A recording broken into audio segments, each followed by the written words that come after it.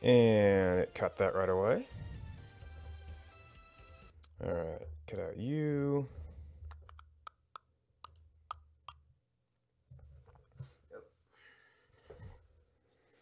And it's a little chilly here today. Oh, and I need chat up.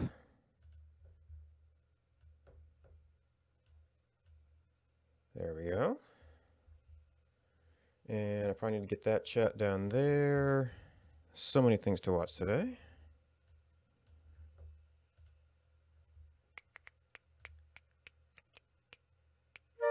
Oh, no, it's an OBS window. Arc5, thank you for the host. There we go. And the windows are assorted again. No, it's an OBS window. Okay, I think I can see everything. All right, so actually what I need to do is check the status of things, because I know we were poking at some stuff yesterday and like turning the bug flags on and... Nope, yeah.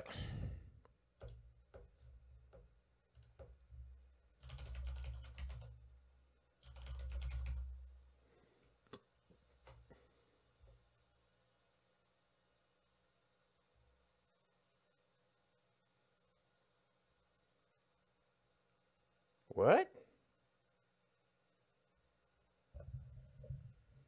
I think that was a misdrag somewhere. You get out of there.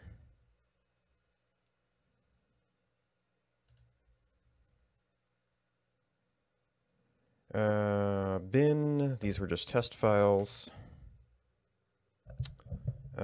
Monitor, probably we can just do a git reset. Nope.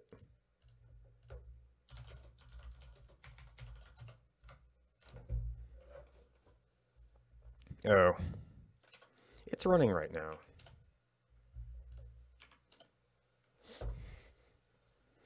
Not that the bug would be bad here, I just don't really need it most of the time. I don't get autofill on local files, I guess is what's going on.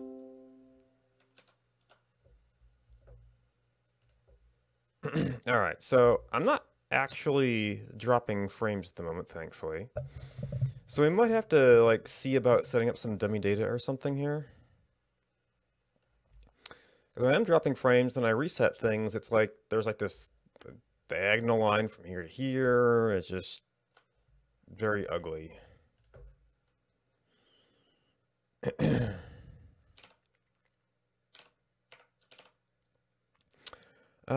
So that might, well, it's going to be a combination of what does the data structure look like?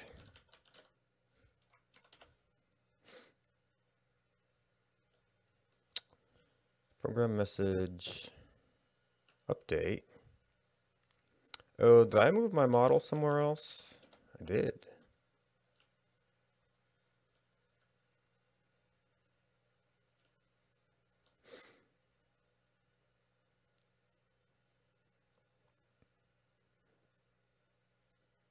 Time, current scene, special sources. Messias Steph, thank you for the host.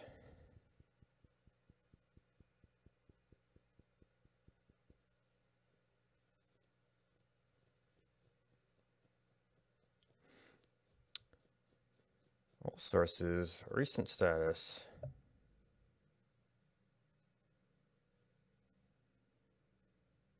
Derived state, dropped frame rate.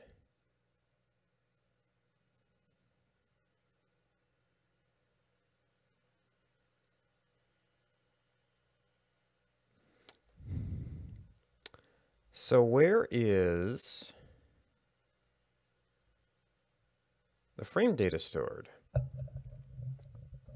We've got a recent, oh, well, okay, so it is a list of status reports. So that might be it. Persistence model.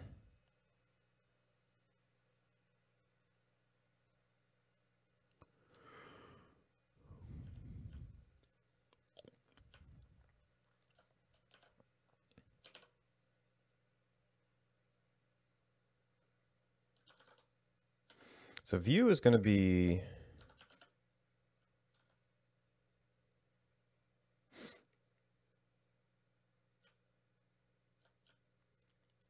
that's the navigation item. Display frame rules. Display frame graph.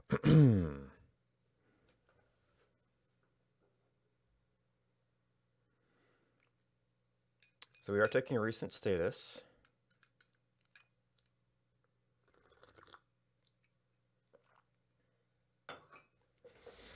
This is something from the plot package. View series custom. Default series plot customizations with a custom height.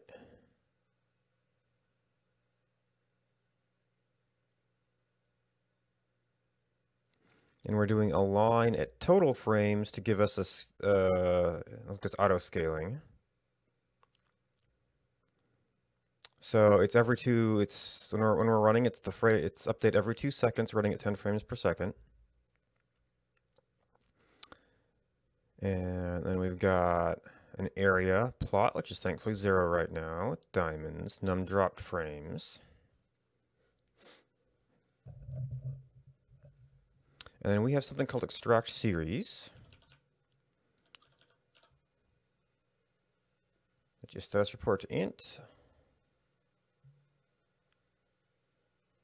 float to plot data point. Is that the plot.clear plot.diamond?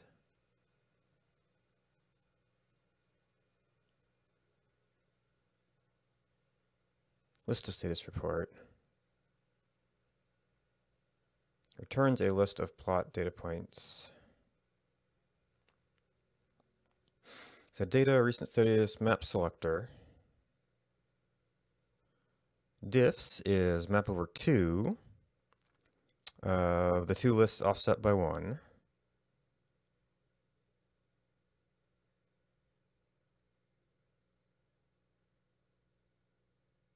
And that might have given us ints when I want to make sure they're floats. So we can do division, I presume, or just because that's what we need. Times recent status, total stream time, 2 float, drop 1 to get to the same length.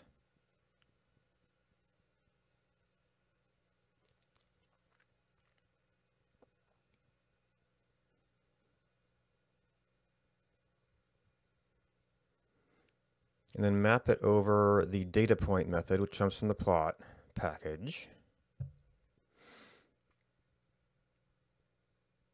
So a point is a constructor of a graphic thing, which has the 2 data points, 2 data attributes embedded in it.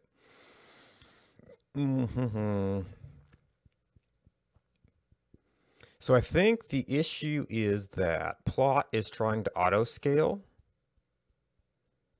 And it's just getting confused. So probably what we're going to have to do is blank status reports whenever we have a disconnect event of some sort. Well, it might have to be a OBS might check. Do we have like a stream start, stream stop? It might just be we don't have messages for a little bit. That's all view stuff.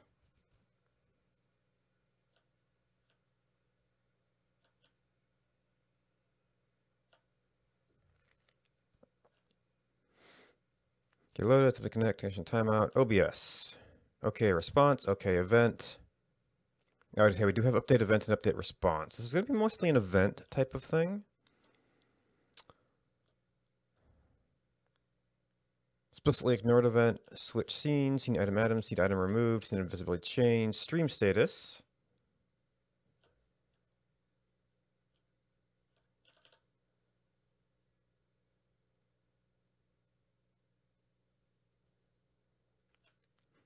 Status.streaming else model command none.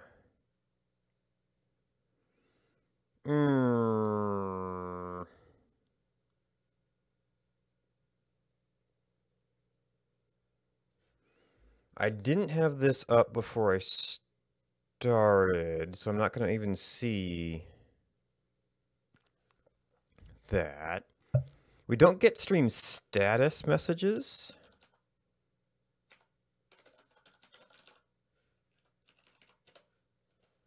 So this was the version I was developing against, and I'm currently running. Well, assuming that this is right, because I think then it was saying like 4.3 was like 4.21 it was actually referencing. So events. Stream starting, stream started. Stream stopping, stream stopped. Stream status. Current streaming state. Now this only gets sent while we're active. So I don't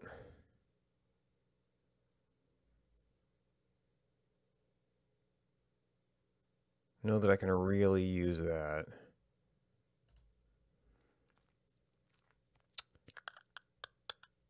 So probably we want, I don't know when it starts sending messages, but we would want to reset the recent status list on, I could do stop, but that's actually fine. It's when we start.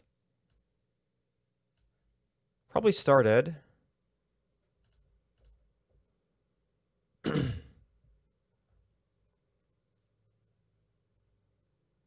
Always false for compatibility. Okay.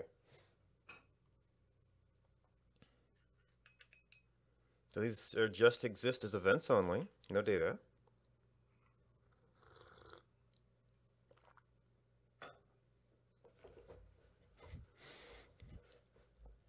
So probably we're going to have to, do I have a separate, yes, I do have a separate thing for that because there's so many of them.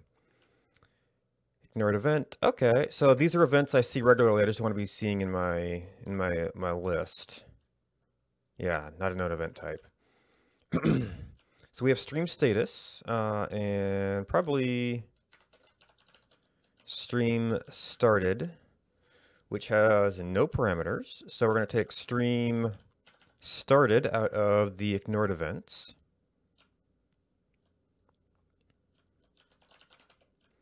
Stream status. Do I have any other examples of things that are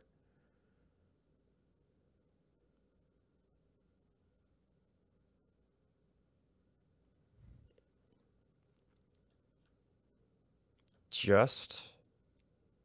Nope.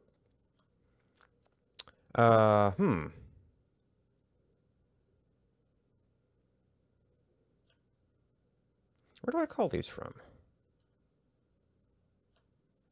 Oh, no, wait, this is, I don't want to remove it from here. I want to say that it decodes as,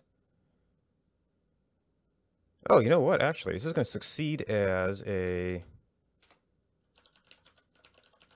stream started, and then update type is, yeah, we don't need a downstream decoder for this. It's just the message.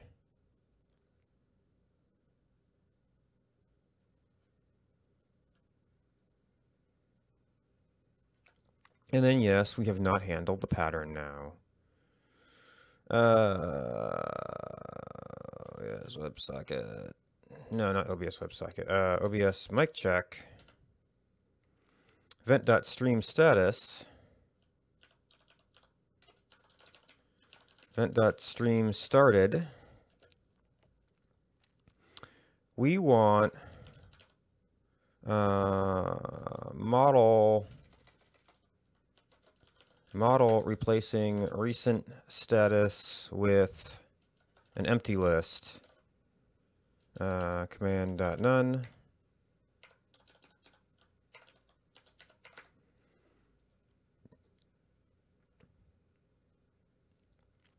Now, I guess what I might want to look at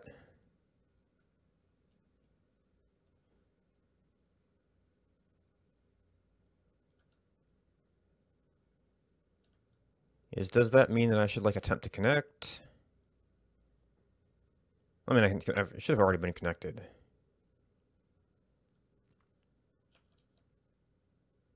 I guess I could do a connected equals disconnected kind of thing. But we'll end up getting streaming messages. We'll have a status disconnected and try to fix it there. for the status update. And I think connecting takes care of most of the startup type stuff. Well, what does refresh scene? OBSN, get current scene, get scene list, get special sources.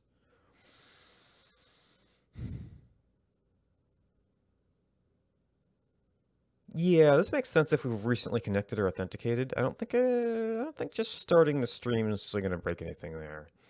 Now, unfortunately, I can't really test that while streaming. We have the whole Elm thing that if it compiles, it should be good.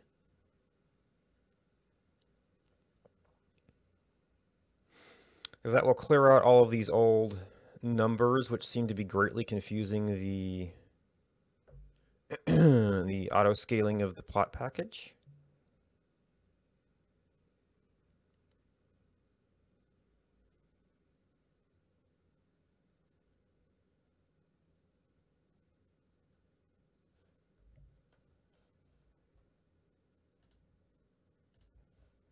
Yep, wrong one.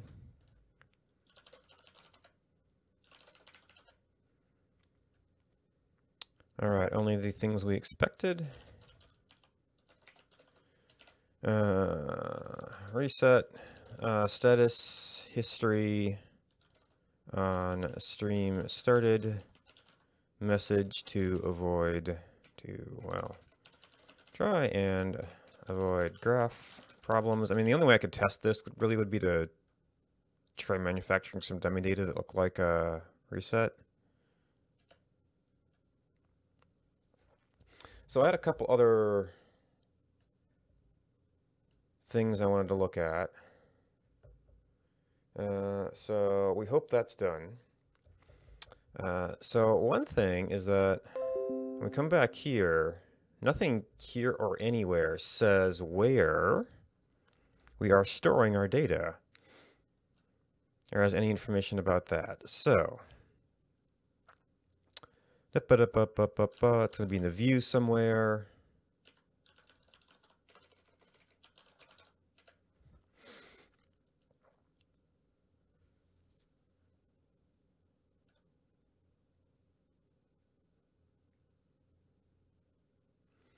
So probably somewhere down around here.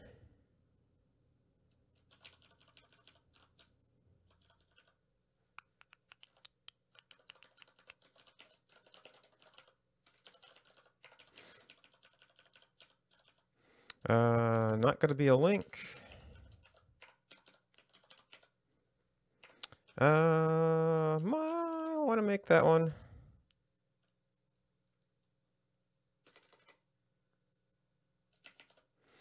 Let's see, data is stored in browser local storage.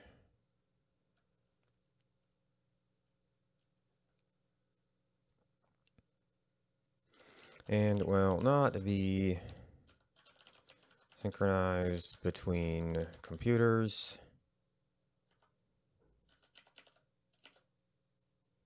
Or between multiple browsers.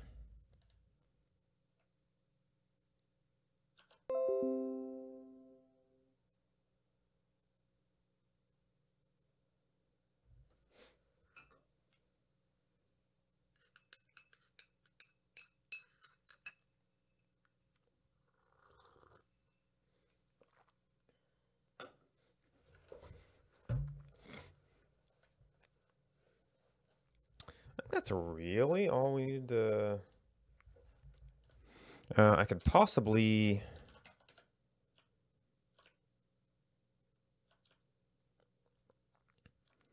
Usage building, drop frames, usage...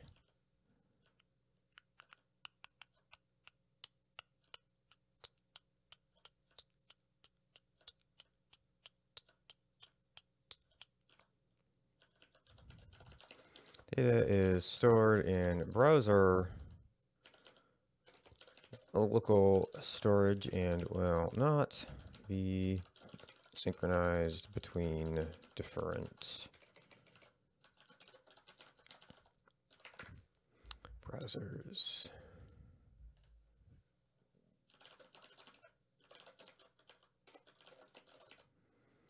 A dock where data is stored.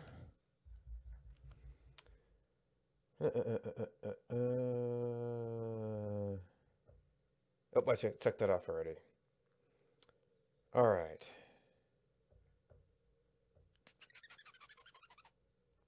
All right, so I think I need to update titles. What I want to do now. Do I still have this?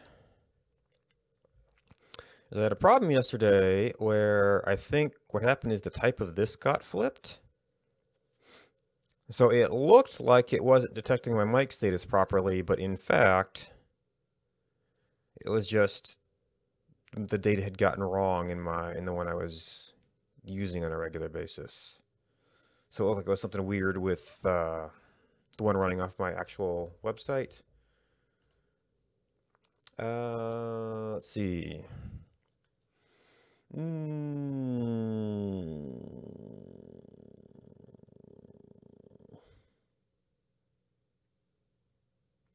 Is this visualizing OBS state? I guess.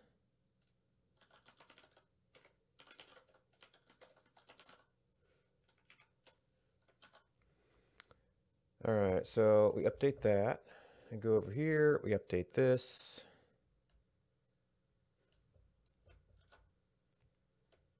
Copy it.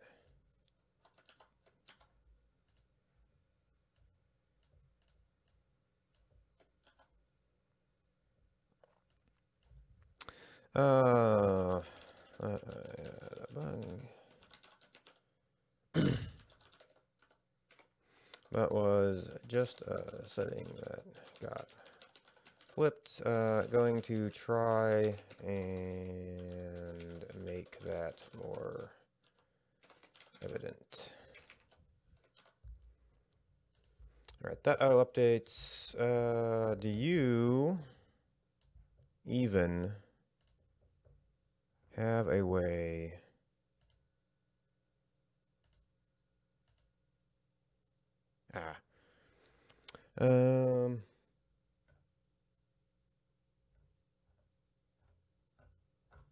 okay, no, I can, doesn't appear to be any way to update the description and watch me work.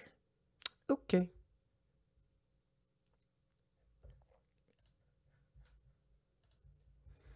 All right, I need you, and I need you. All right, so these are currently reporting the rule status.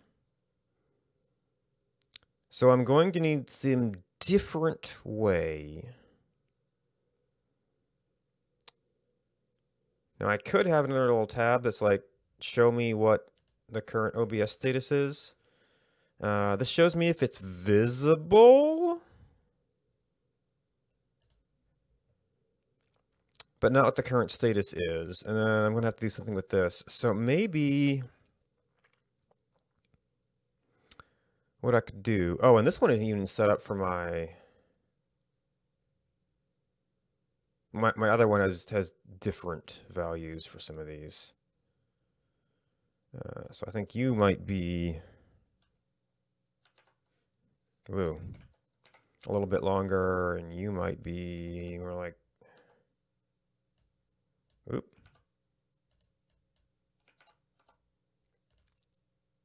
Excuse me?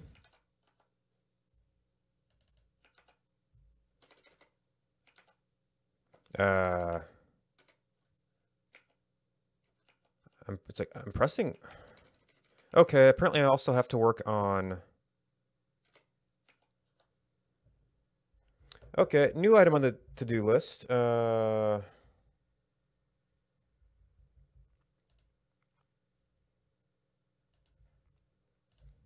Is fix text entry.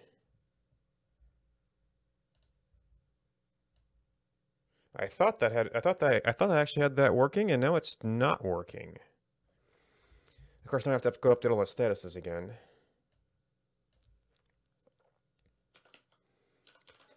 Making a text entry not terrible.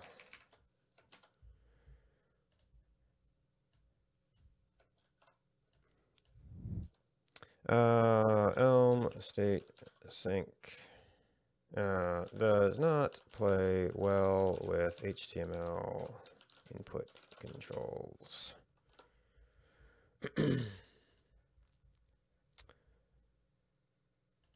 All right, put that away for a little bit. Get chat back up. All right, so what the heck?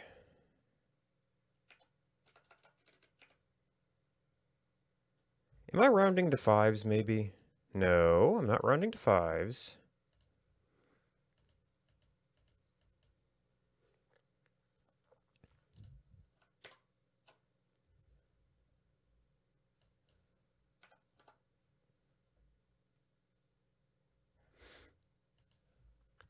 All right, so what's going on here?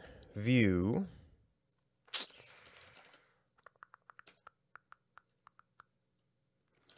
All right, audio rule, delete, video source, audio source, seconds, copy. Yeah, it's going to be this. That's the header. That's the other header.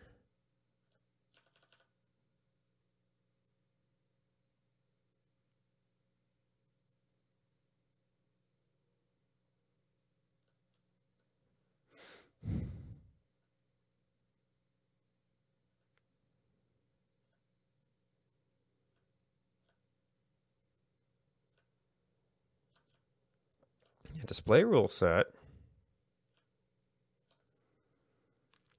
We'll do a bunch of sourcing. There's some special case for hints. Rules 2.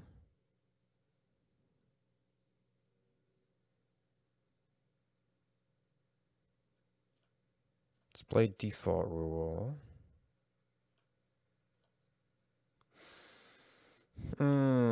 Where are the inputs?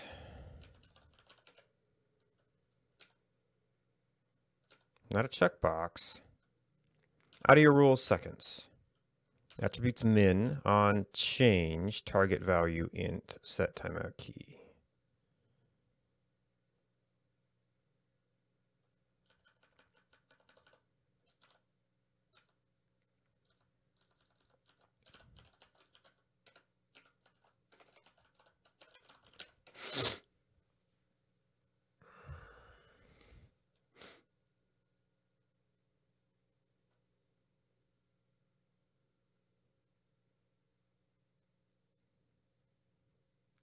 Audio rule operator state, rule key, map rule value rule key, the function of previous state to new state with timeout,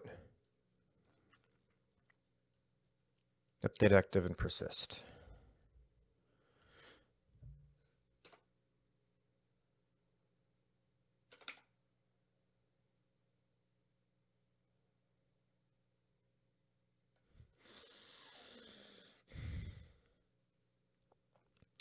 So why oh why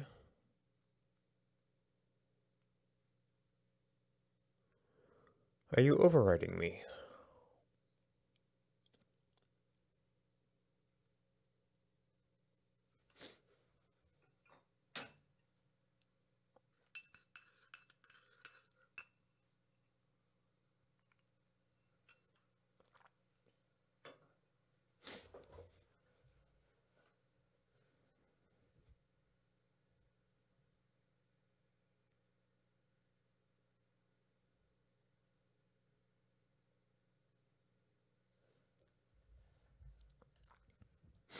Da da da da da da da da da.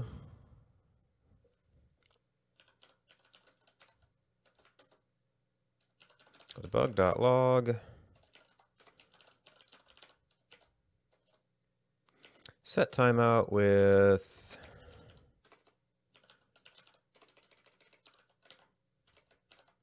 Rule key.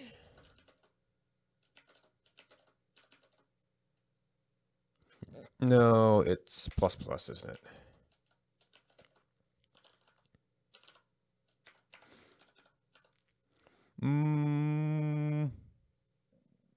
If you're putting it in there, it has to already be intified. Which means we have to two-string it.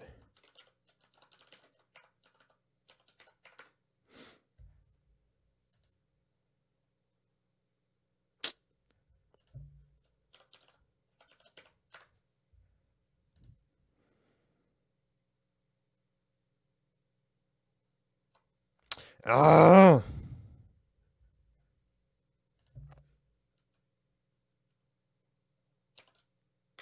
All right, we lost that. You know what we're editing about.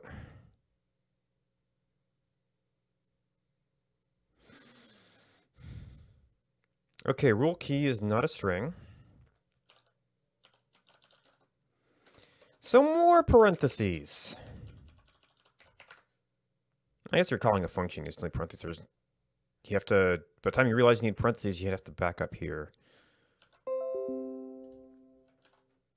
Yep, that's not the key. Nope.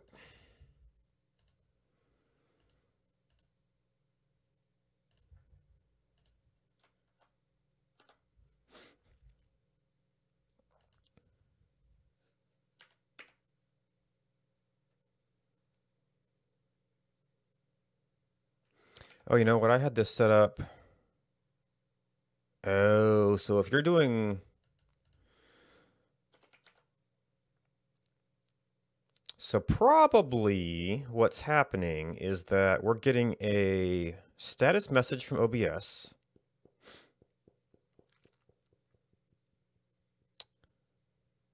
Which is causing the view to update.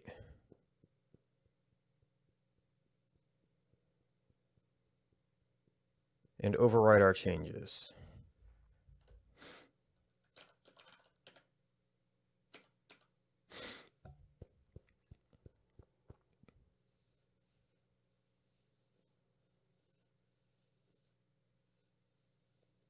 So we are setting value to the timeout, which we need to do to some extent when we load things up to actually get the data in there.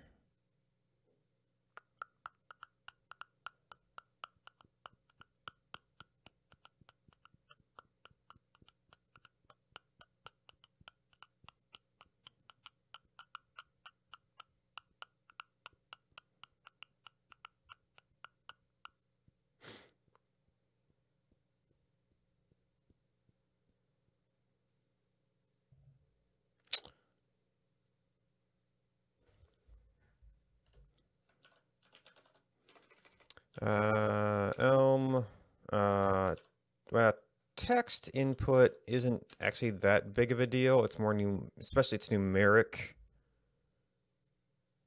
fields.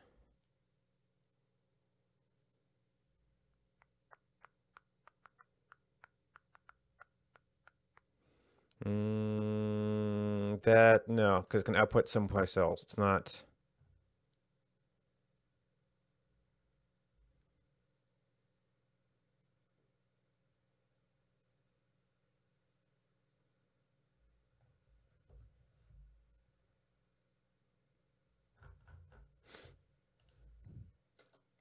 And it is called number.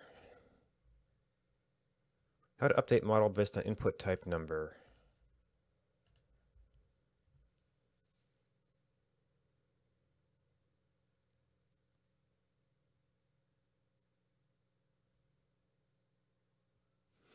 Wow, okay, that's a different problem entirely. This might be a discussion on it.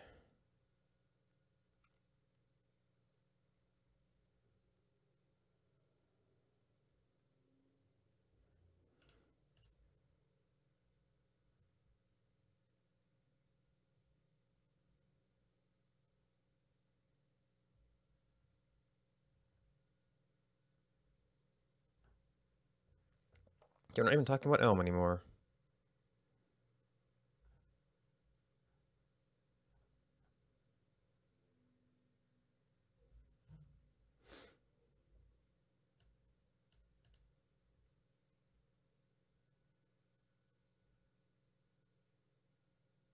And they're handling the updates or anything.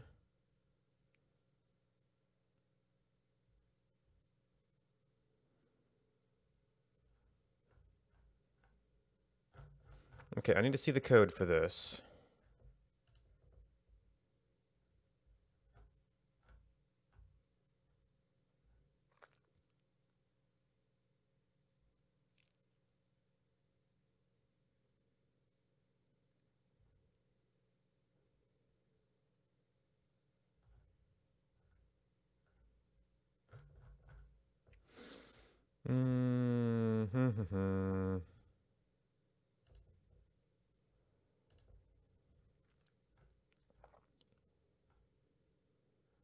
Options, options, options.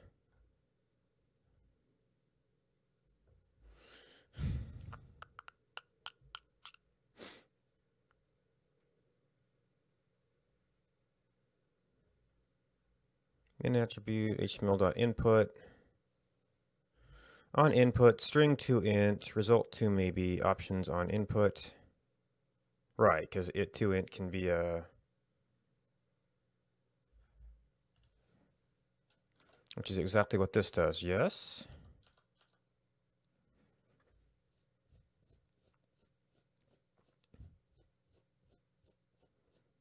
Yeah, so that's handling the int decoding.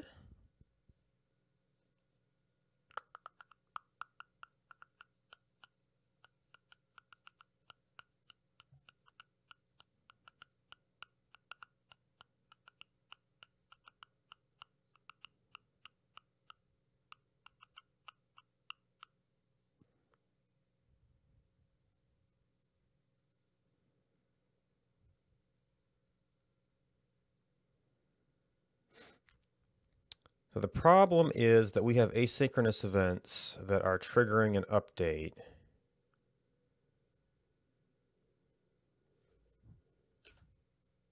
Was set timeout. This is on change. Alternately,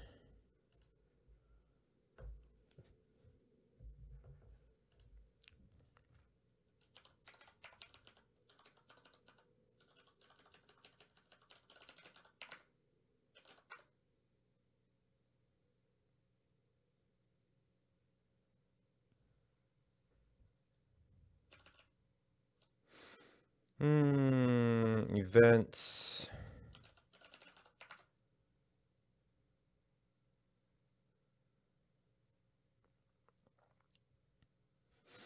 All right.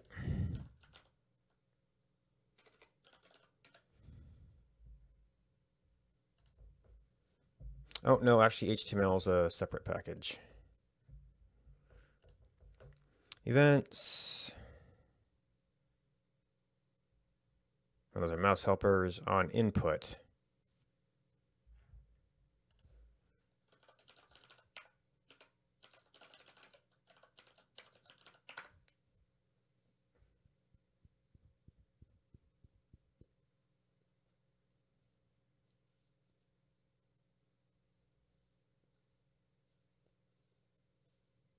Our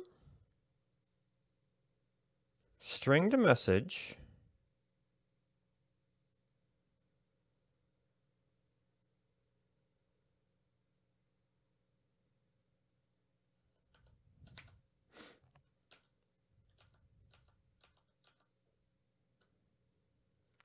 Target value. Oh, you're a different thing. So target value is part of this.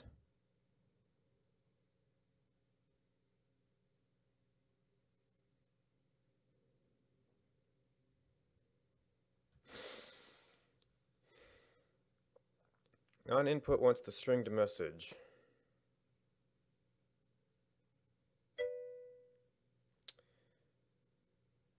Hey, well, so Clutch, how's it going?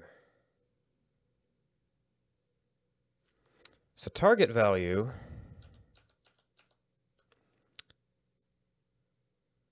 took the decoder, the message, and returned a decoder of message. Well, I knocked out one or two relatively easy things. One of them we'll have to see when I inevitably start dropping frames again. Now I'm trying to figure out one of the persistent problems I've had in Elm is that you go to type something and a state update wipes out your input. So that's what I'm working on right now. I'm pretty sure this is because I've got the streaming messages coming in, or the status messages coming in. So that's causing a re-render, which is replacing the text field. So you'd pretty much have to get it typed in before in that 2-second window.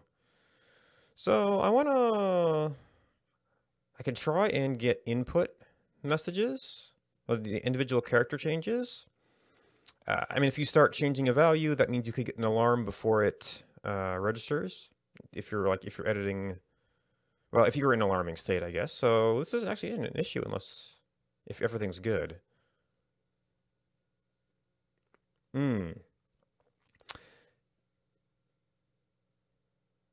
Yeah, it's really good at giving you a strong structure. Now, there's a bit of controversy right now because the language author is looking at positively forbidding any sort of direct calling between Elm and JavaScript, or whatever environment it ends up in, which has even though it's not supported to publish those packages, it's been possible to do if you found yourself in a pinch. So that's causing a bit of controversy right now. I don't need it most of the time, but I have used it once.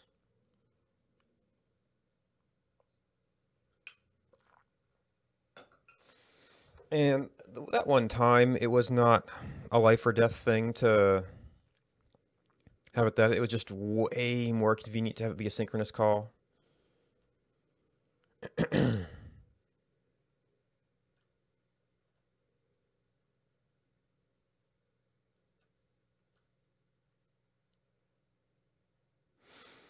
All right, so I was passing a decoder and a view message and getting back a decoder of view message.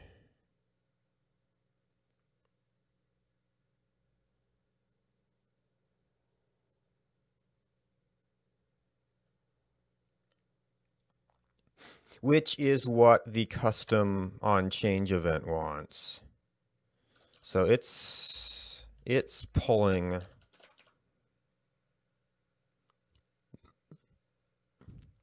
the attribute out and using the decoder on it like it wants. But everything I've got set up to get ints right now is based on JSON decoders, not on attribute messages.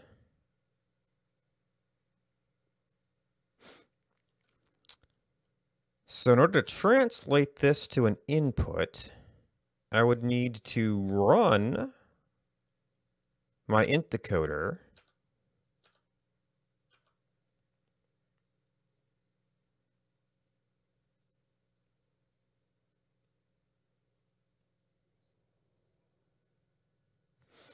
And then on input wants an attribute message.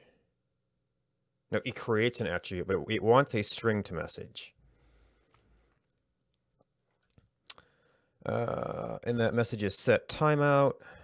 So set timeout takes the value. So what we need is to run our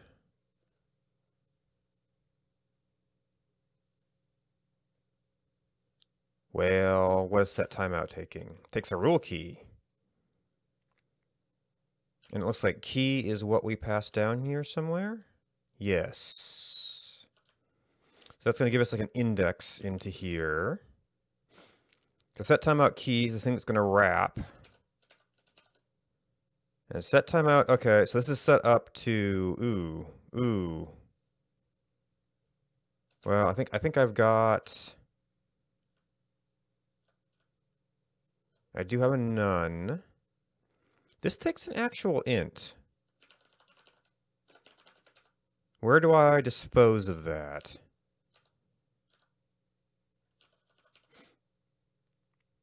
Oh, because we were passing on a decode before. And since that took an actual decoder, it could fail and we wouldn't have to deal with it.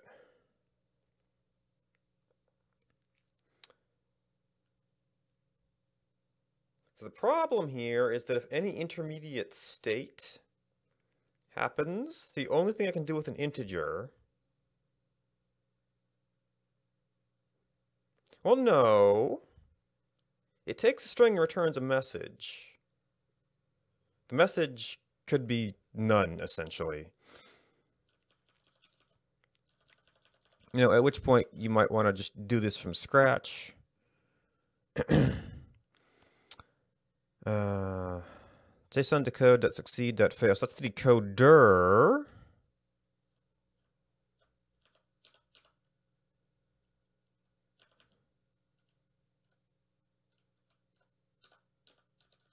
Okay, that takes that down to 0 if it's what we consider valid. All right, so what we want to do is we need something that takes a string, runs it through this JSON decoder, and then either gives us the specified message or none. So I guess this would kind of be the same, taking the place of target value up here.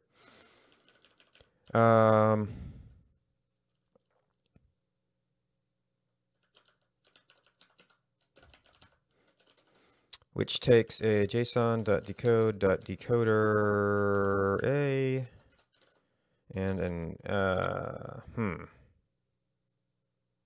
nope, yeah, and an A to view message and returns a view message. And then the last thing it has to take is a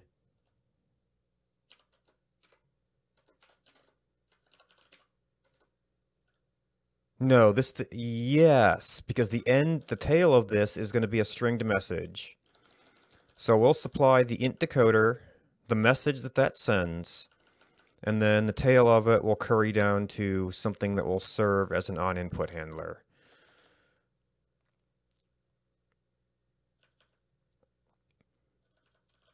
So, formatted value, decoder, tagger, and that's actually pretty close to what this is doing. So JSON.decode, and this I'm gonna have to look up. JSON's actually part of core.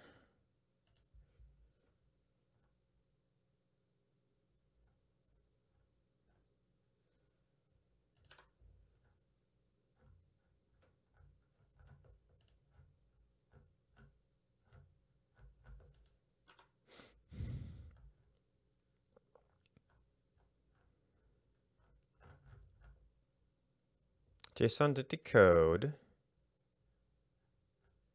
How do you run a decoder? It's been a little too long. Run decoders.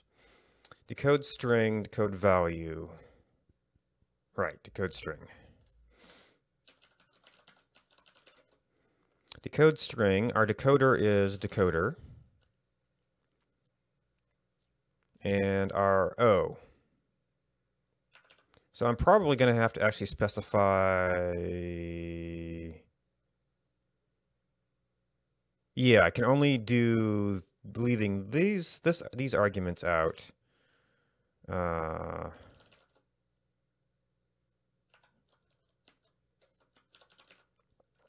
Which gives us a result. So this is going to be a case of... and results are either... What are results? They're like, okay, error, maybe? Yep, okay, error. Okay, whatever value. In which case we do tagger value.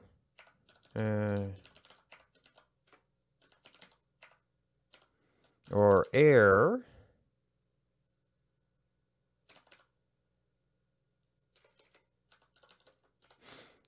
In which case, we return, pretty sure, a none message.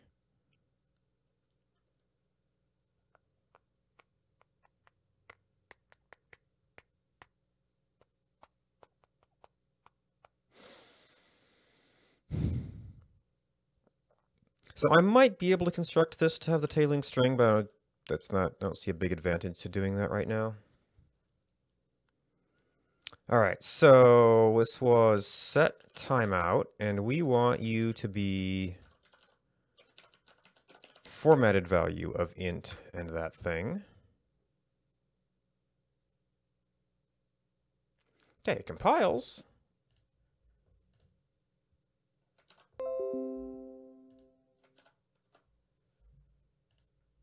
No, they are in fact here.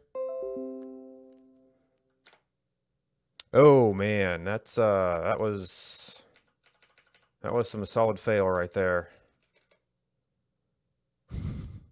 Now, what might be happening is that I've got a incorrect interpretation of the results.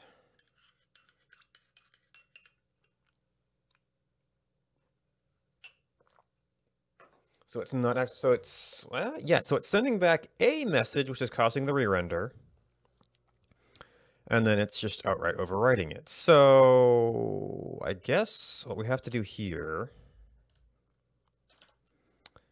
so let's print out messages, but filter it down to, it'll be a mic check. Filter it down to the view messages. Oh. Shoot. I just have to take everything the way I've got this set up. Well, let's do a quick none and just see if that's what's going on.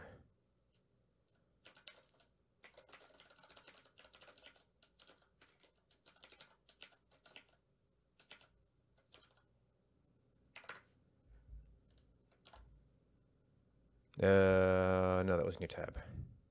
Not refresh.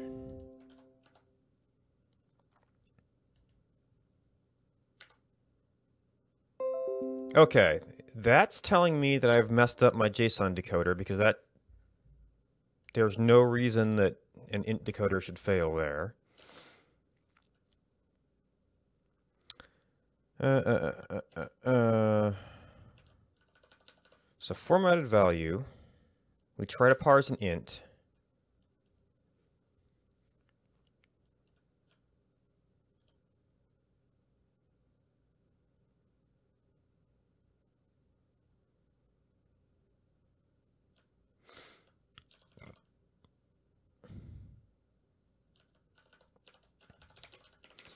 Debug.log, valid int, unfortunately, no, I can do these operators, I think. Keep forgetting about those.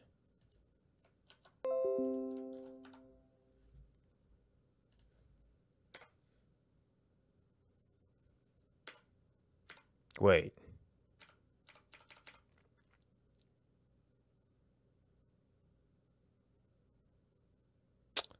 So JSON.decode.string is failing.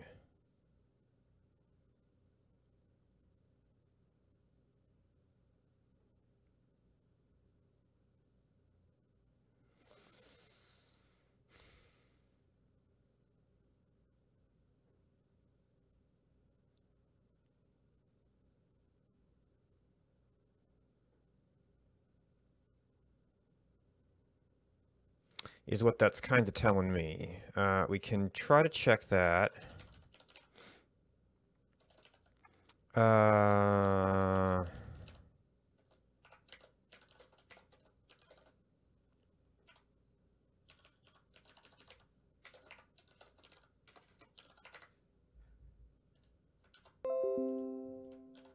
I didn't wait for it to reload, to rebuild.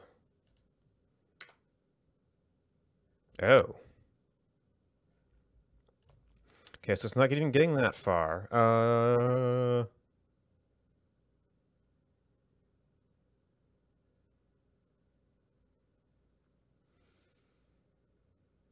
So you're just a decoder. All right, formatted value is taking a string. Can I at least see if I'm getting the input here?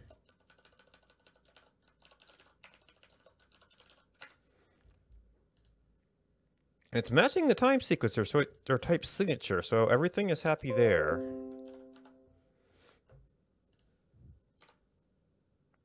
Okay, it got a 16. JSON that decodes string.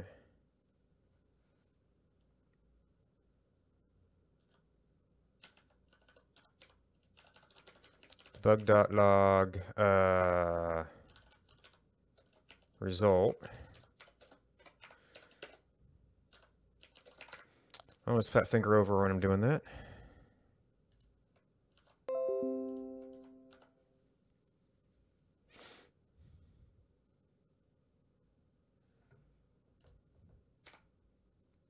Expected a string, but got...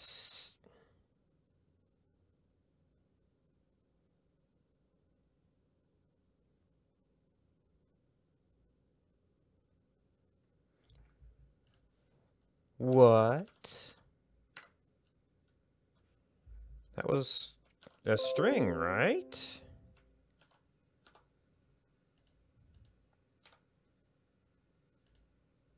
String. It's quoted, so I'm assuming it's a string.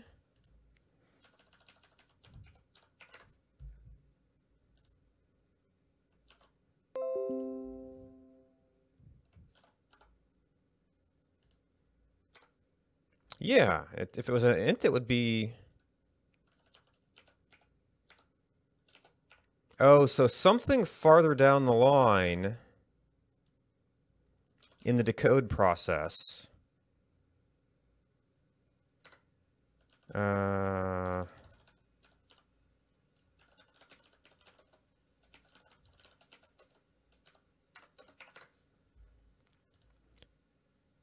Was expecting an int, but we actually passed it a string. Which probably comes from trying to reuse code from the other handler in this handler. Expected a string, but got 16. So that's result. So decoder decode. Oh, did I swap my parameters to decode string?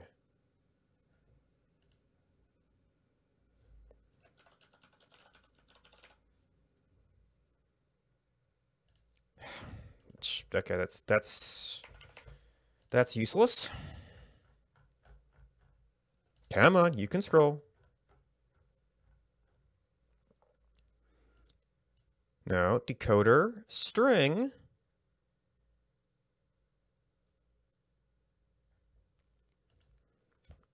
Now I probably could run the int decoder here.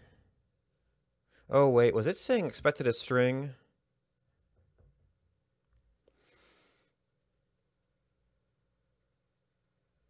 I do have a JSON.decode.string there.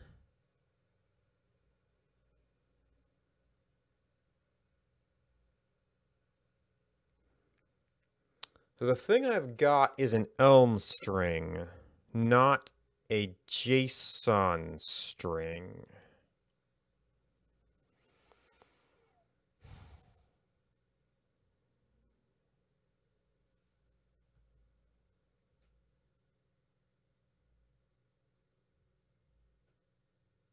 Is what I'm taking from that. All right, we'll do the hacked version first.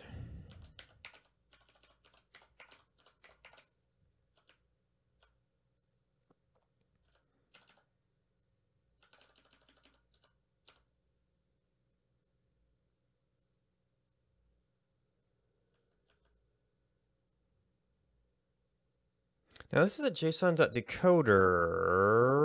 We're saying decode string.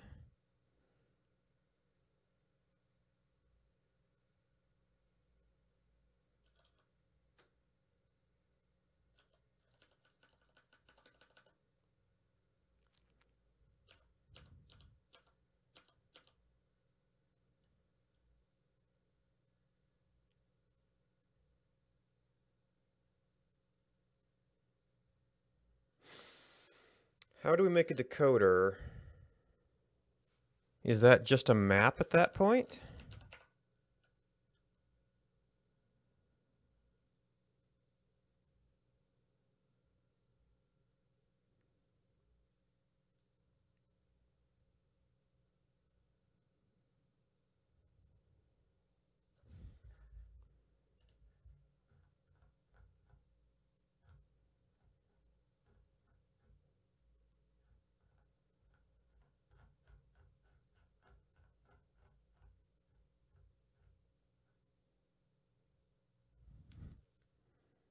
Transforms a decoder.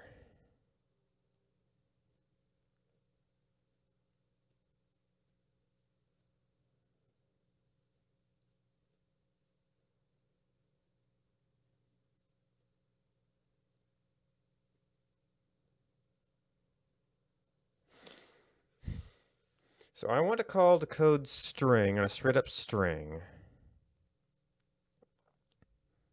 So really I just want to do, yeah, we've got the text. So this isn't a JSON decoder. So basically I can't reuse this int, because this is a string to...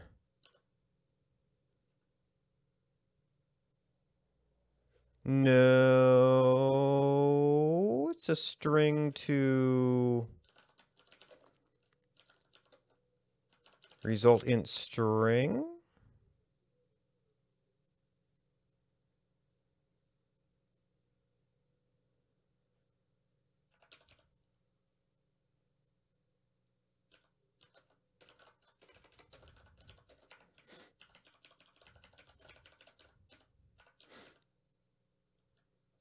But then we're just returning.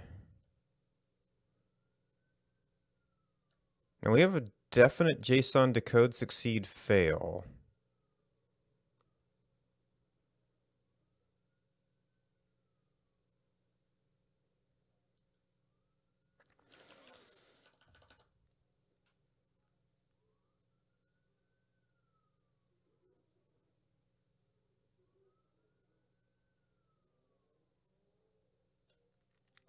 I could probably force this into decode.decoder int.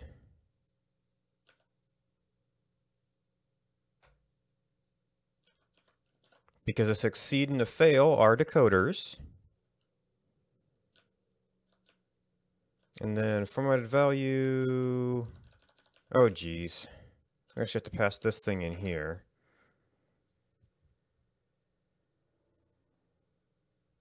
Oh no, that thing takes straight up text.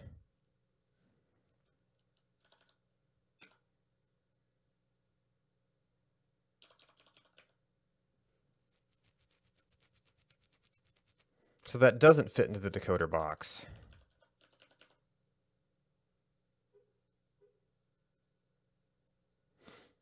Right, because nothing here takes a string, per se.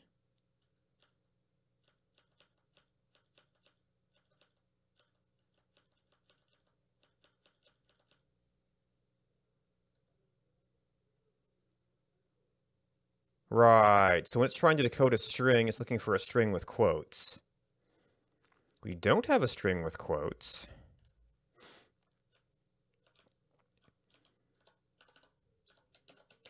So this is just a...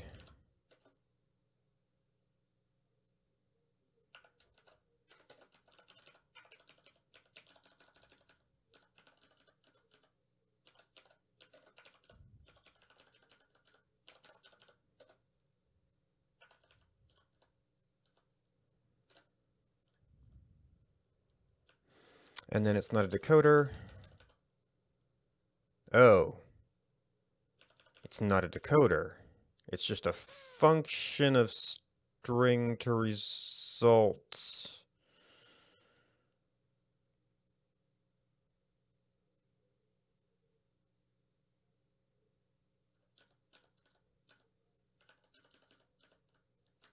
So this is now a result, a string.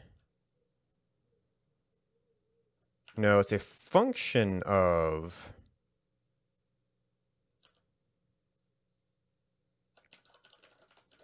string to result a string.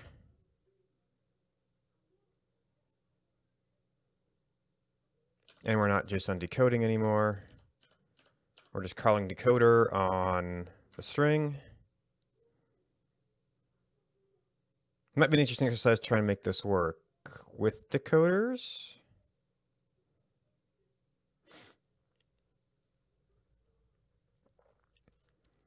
That always return, but the returned value, oh, apparently my result format is, really? The error first? Error value.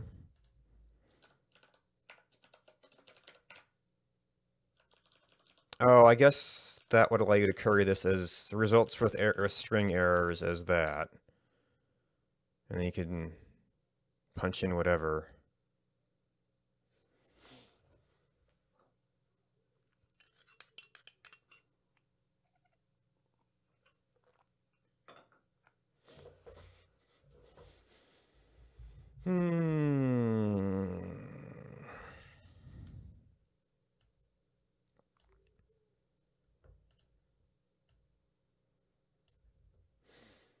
Argument to function tagger. Tagger is expecting the argument to be a, but it is int. Oh.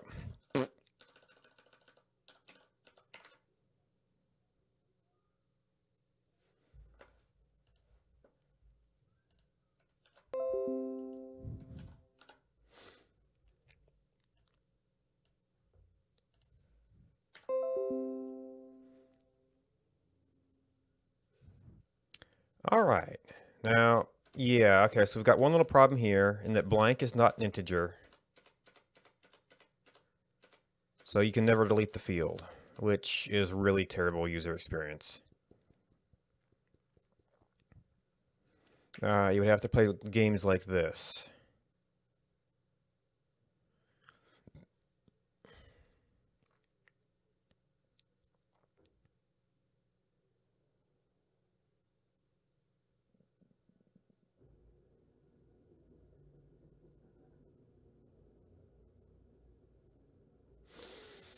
Yeah,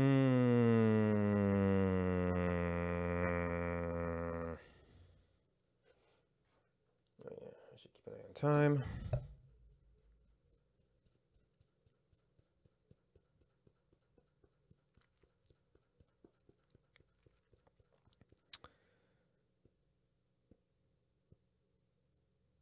So let's see, my previous solution only sent data on commit, which was great.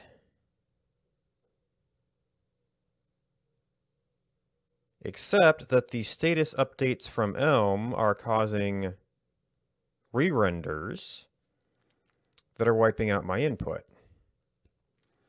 One of the things I've done in the past is keep a separate string field that is just the input. And I believe that the data was like a maybe int, because that string could have maybe turned into a integer. Because that way you always have something that's just mirroring what the user put in that you can write back into the DOM, and it will be consistent. Now that will be really, really awkward here, because I essentially will have to... It would be really, really awkward to force my rule data types to have all of that extra stuff in them, because it's completely a UI concern. But the only way around that is to maintain a parallel array of input data, or a list of input data somewhere.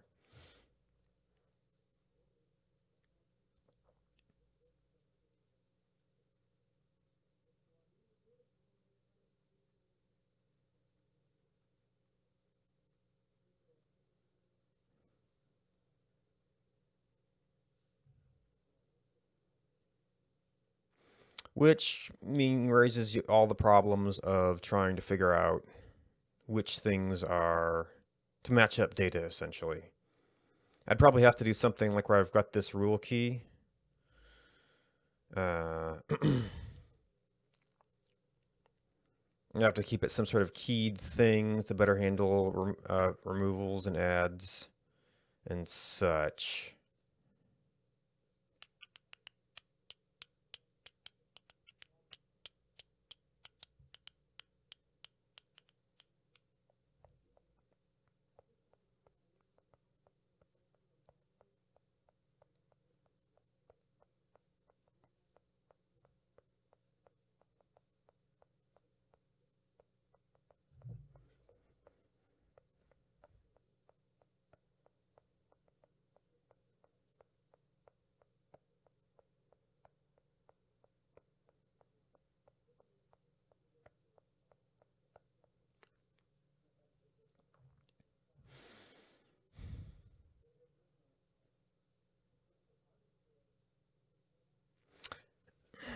Could I have like an editing state?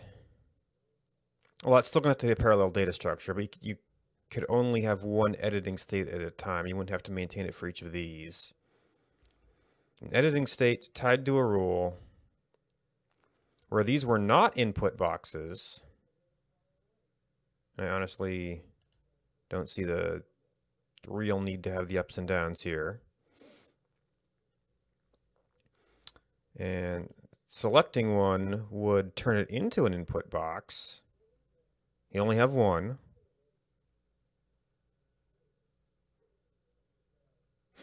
And that would maintain the state about the value. And when and since that's a separate control,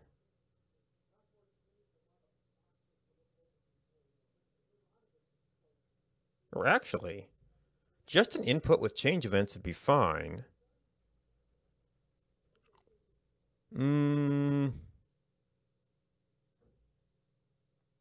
Except you still need some sort of parallel data structure to like stuff the value into the HTML control.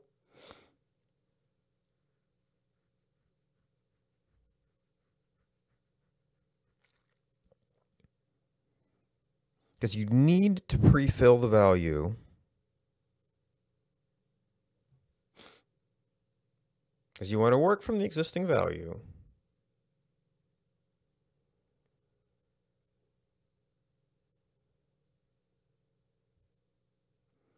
Okay, so immediate update from the individual character events has the problem that you can't enter some values because it blanks out and becomes invalid int. You could maybe represent that. Yeah, you need to have to represent a maybe state. You need to have a side storage of data, which basically means you've got a string where you're not futzing with the user's input until they leave the control, which means you're back to. Yeah, there's nothing I need to do in the actual on input event. On change is fine. I just have to insulate it from the OBS status updates, which are coming along and forcing a re-render at regular intervals.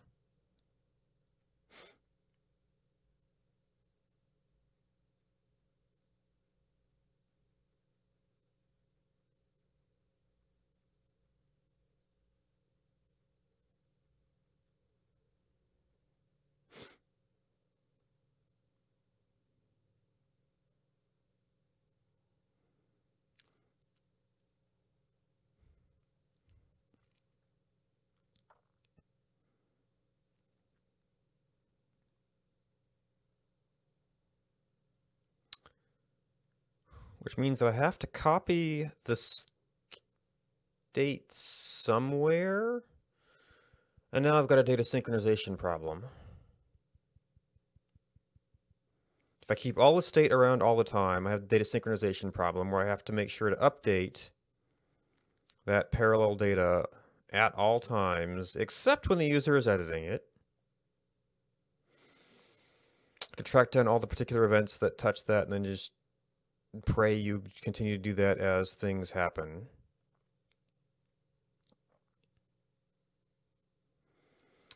Yeah, I might need to have this be a non-edit box. And then click into it when I want to edit things.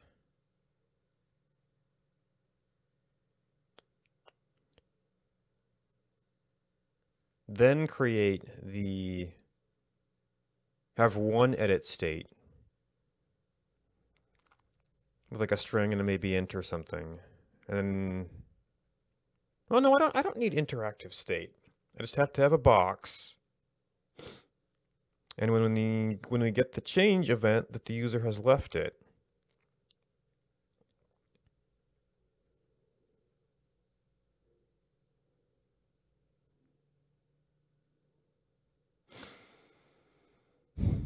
we could actually try to switch things behind the scenes and have like a different edit box that's not synchronized. We'd have to have, it still has to be a piece of Elm state.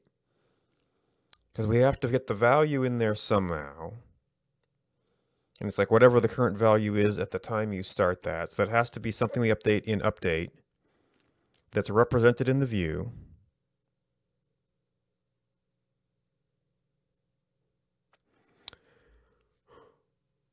And then the onChange event, we have to take the one we're currently on and write that back into that particular event. Oh, but if it's Elm state, updates will still cause a re-render.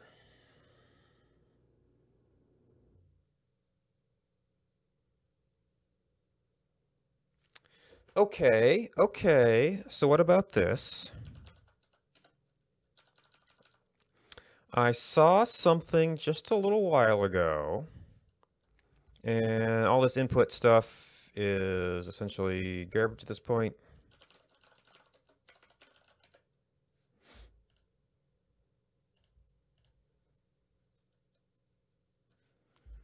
So we're back to before, where instead our problem is that any update will be that you don't manage to commit before it changes will get overwritten by the status updates.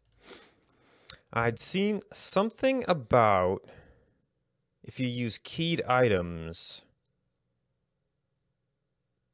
then it's better at preserving the structure in the face of outside updates. Now, that might, from what I saw, that might mean being keyed all the way up to the root. Keyed nodes, commonly keyed nodes. I don't know.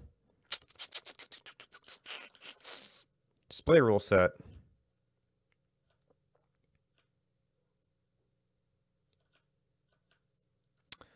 It's a table.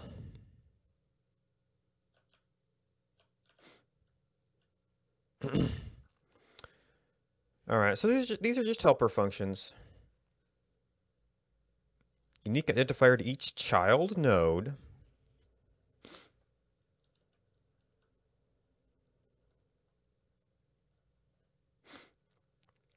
So this is going to replace my list of attributes, node name. Yep. Excuse me.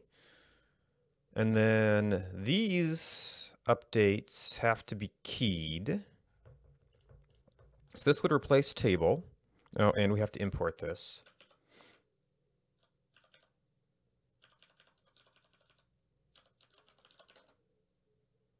Oh, I've already got some lazy stuff going on. Where's that? Okay, there's frame. Okay, you are doing that. Display frame rules. Oh, you know what? Is this how I was solving this issue with these text entry boxes. It may be.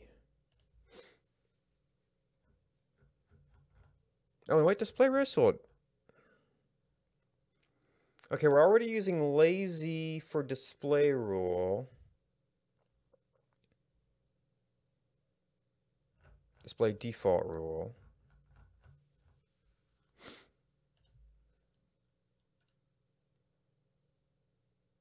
Now, wait a minute.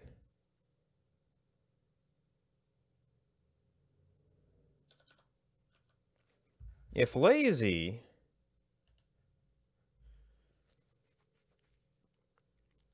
rather than immediately applying functions to their arguments, just bundle the function arguments up for later.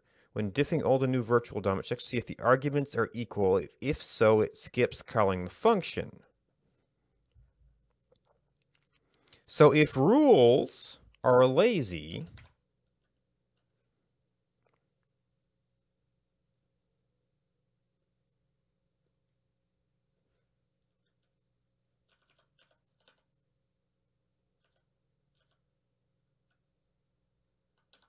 copyable, classes, audio, video. Why are our input boxes getting replaced? Because I think that may have been the solution to this before.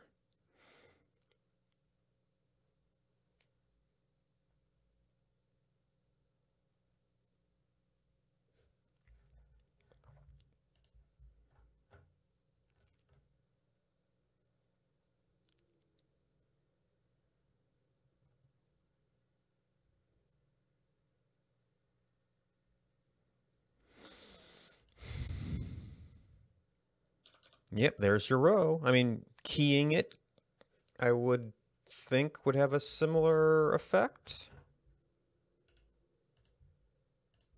Well, it would help maintain the structure a little bit.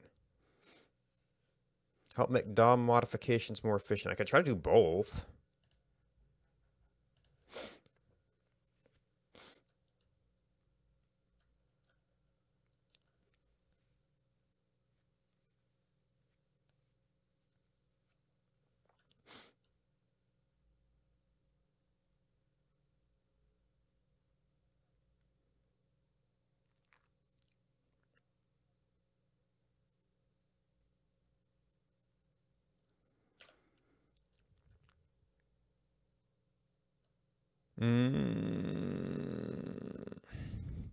Well, we know that it only calls this if it's changed.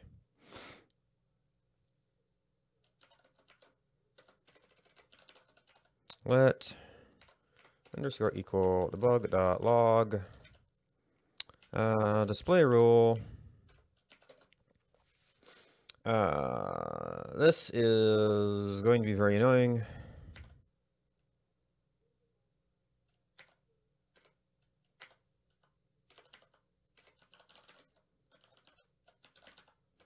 Two-string copyable.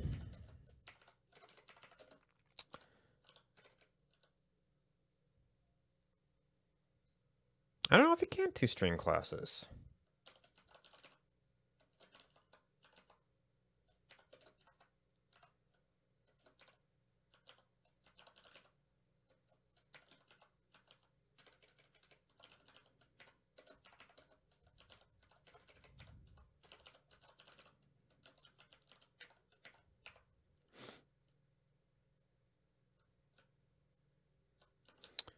And then we need to actually add some spacing.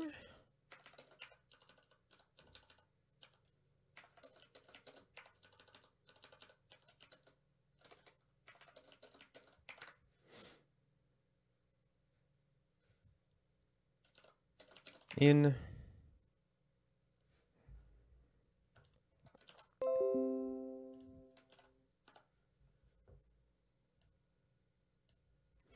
okay, and yes, these functions are being called.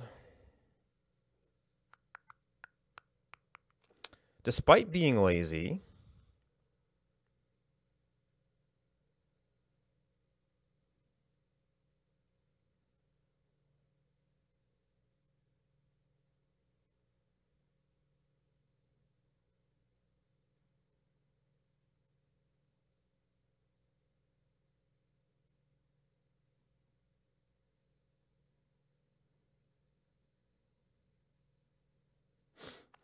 and despite appearing to me to be the same. Now, it could be that every status update we have gone out and pulled things and replaced structure with things that are, how should we say this? Equal in value but different in identity.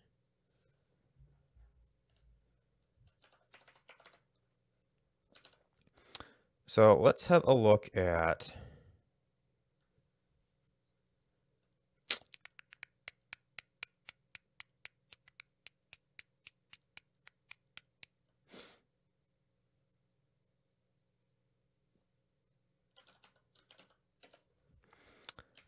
status. It's all view stuff. We want the OBS responses. So the things that we're going to be doing is get muted primarily.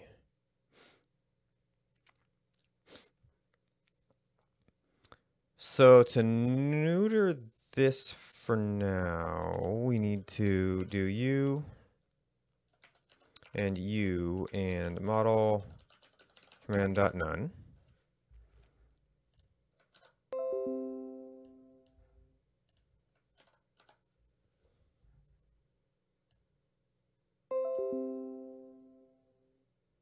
Oh. I took that out, so I'm not going to...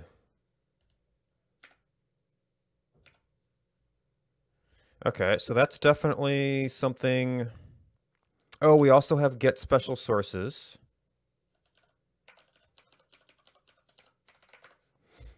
Which we have to update every now and then.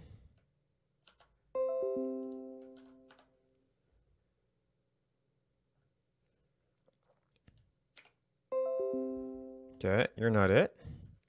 I should probably put the debug line back, because that'll tell me if things are being updated just right away. Yeah.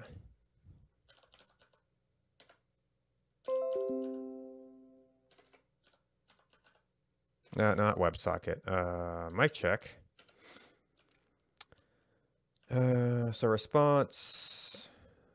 The rest of this stuff, I'm pretty sure should not be coming in most of the time.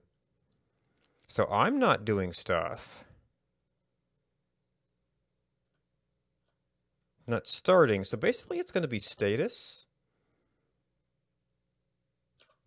So how about... No, I don't want to do that. If...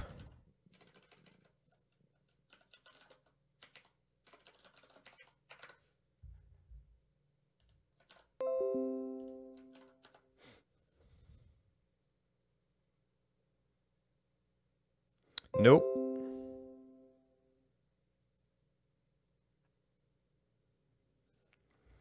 Okay, so... I don't think anything should be changing the model. It's hard... I don't even know how to test that.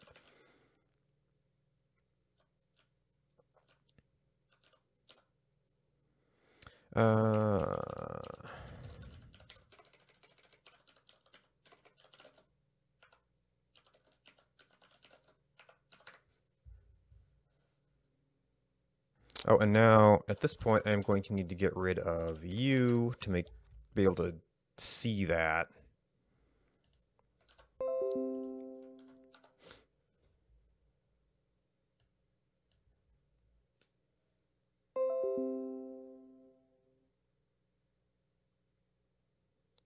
Okay, so the only message we're getting is stream status.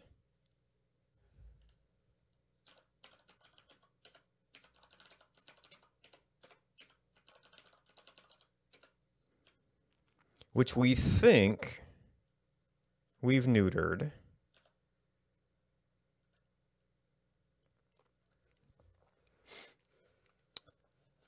So the model is not changing.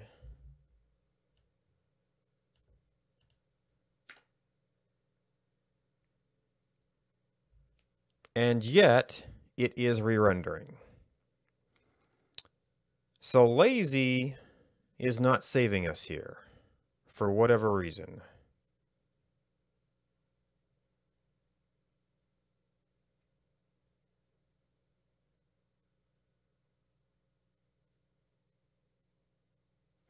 And we can try to be even more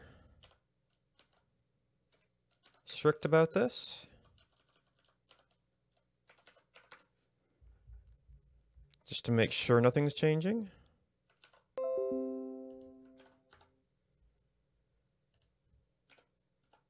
Oh yeah, it's still getting nuked.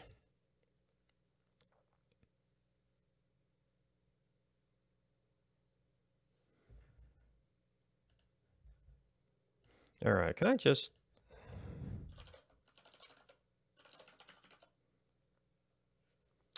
Okay, debug log, removed some stuff, removed some stuff. And if I leave display rule in, I could still find out that it's being rerun.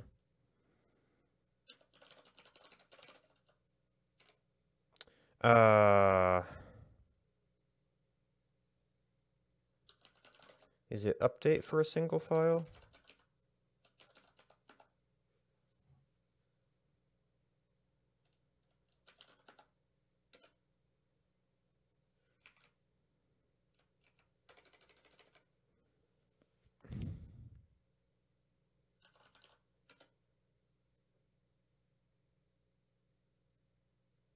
Nope.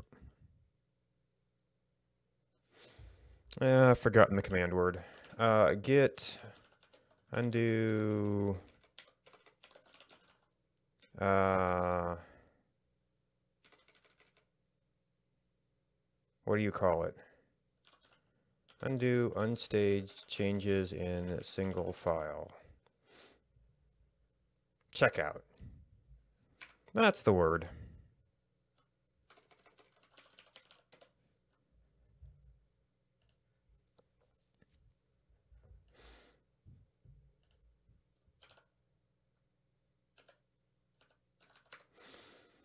All right, so that gives me an immediate view that lazy is not doing what it's supposed to be doing.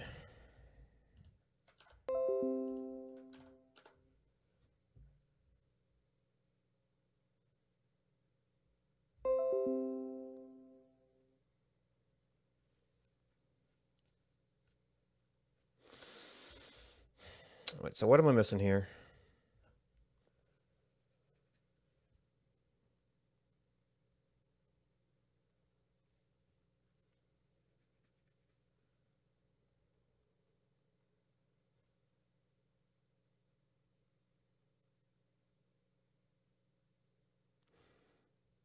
Oh wait, when diffing the old and new virtual DOM, checks to see if the arguments are equal. So it skips calling the function. So it might still generate new HTML, or not generate new DOM, but it might still replace what's in the DOM. Also, there was something in what I was reading about how you actually have to get everything above it in the DOM tree.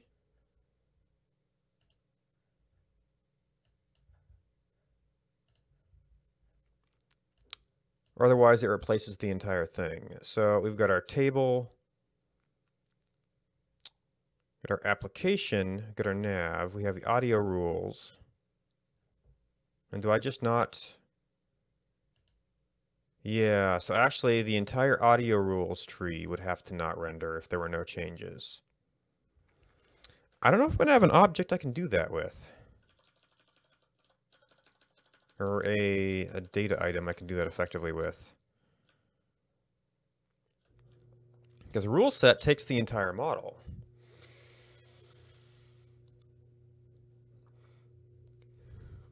Because there are just some things you can't get rid of. Oh, jeez.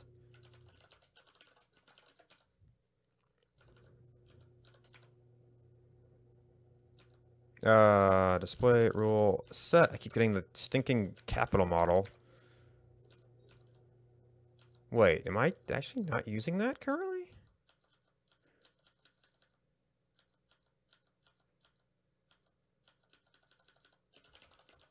I'm going to highlight that while looking at display rule set.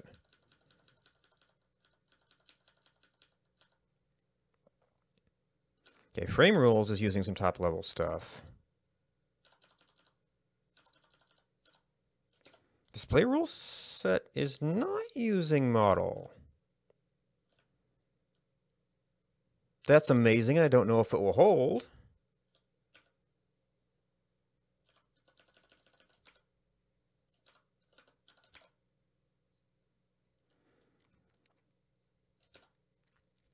So I might be able to make that lazy. Because the model is still going to be changing at a high level.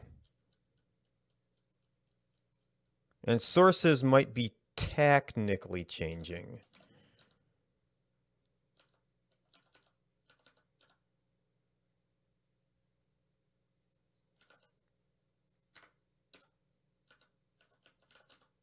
I just get in the habit of doing this for all my top level functions because invariably you have to pass the entire model if, well, or have an argument list a mile long.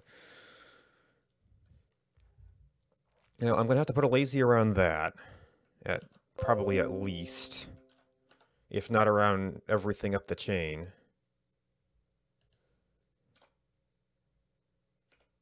Yeah, okay, so we haven't solved that problem. Yep, and we're still getting updates here. So we can go one step up here. You are still using model, so that would depend on stuff that is changing. So this would be a lazy 2.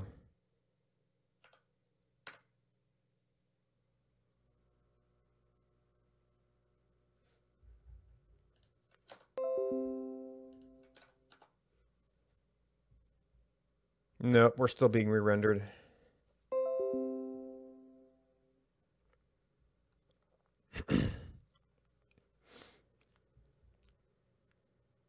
Yeah, unfortunately, you might have to get up to the root of the DOM tree. So there's audio rules, which is one level above this. Or maybe it does have to actually be keyed to make it reuse the DOM nodes. So, I mean, this doesn't hurt this to be lazy?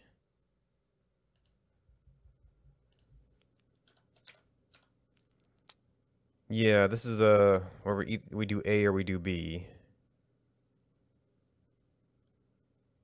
And these depend on all kinds of things in the model. So I guess we go back to html.keyed, see if that does any better. So that would happen in display rule set.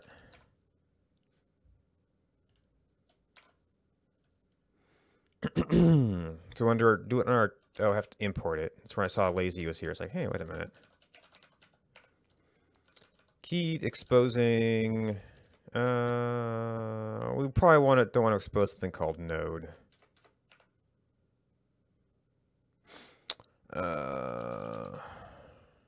Select video. I think this is it. Yeah. So it's not just table, it is... Oh. Can we at least... I didn't do any other as's.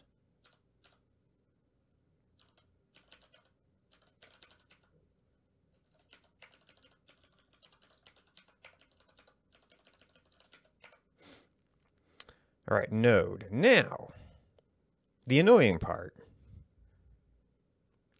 We don't need a list of items. We need a list of TRs, essentially.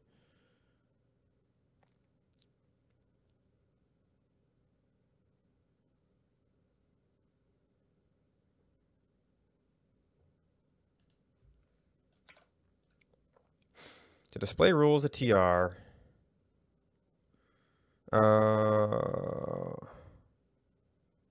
What would it be? It would be, we're calling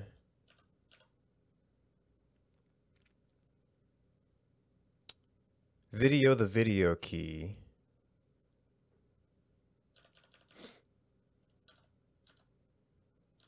And we only use this here. Okay, lazy with the 3 arguments. We need to do display default rules, a separate thing. And then we've got all the 4 custom cases we have to deal with. Oh. Keys or strings?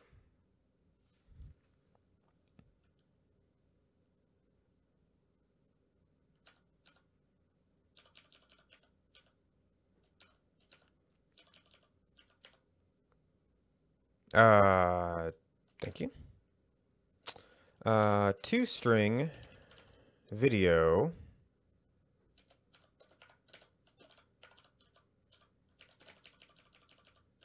No, we do have to join this. Just have to indent everything else. That kind of works. And then display default rule is going to be something like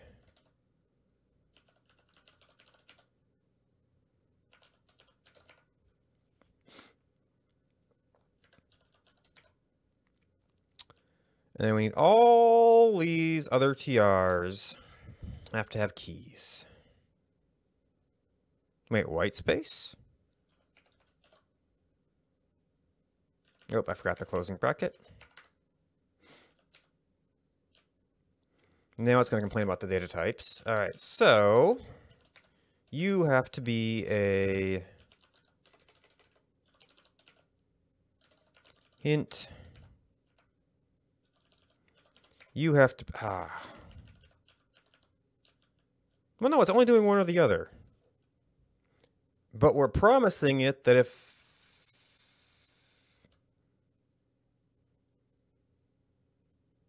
that HTML is the same HTML. Or represents the same HTML, I guess. So a hint is it's either going to be one or the other.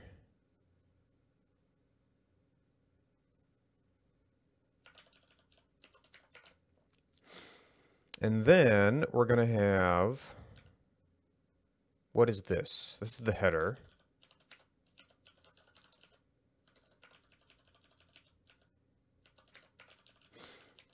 And this is another kind of hint. This is a header hint.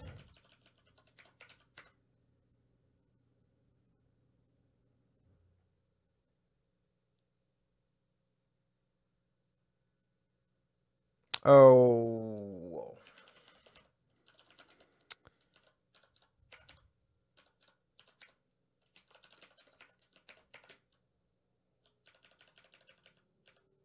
Change our type annotations as well, which is true.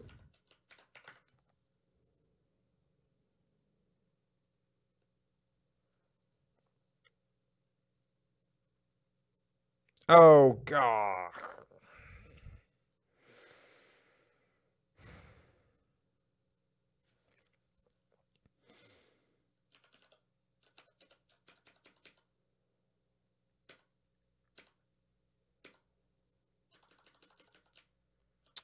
Let's take these out for the moment.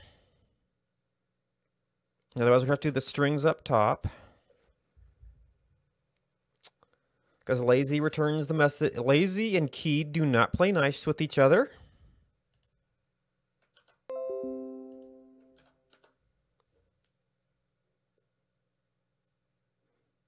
We're still re-rendering every time.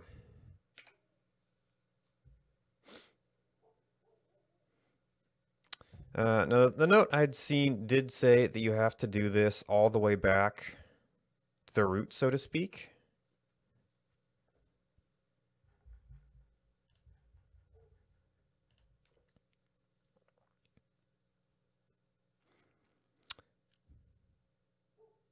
Which is a messy mess. Because if something is keyed, then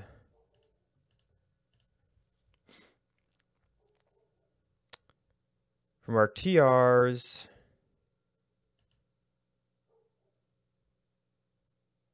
to our table, to our div, to our audio rules. Oh, if it's all the way back to the route, then yikes.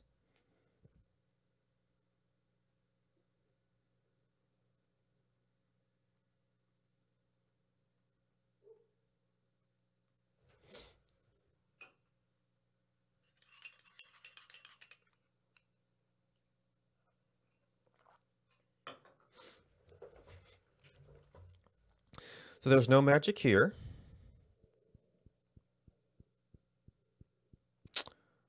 Yeah, I'm assuming I put those lazies in there to deal with that. Maybe I wasn't polling at the time or something? Or I had not added the dropped frames yet, which is causing actual effective change to the model, which is causing a re-render.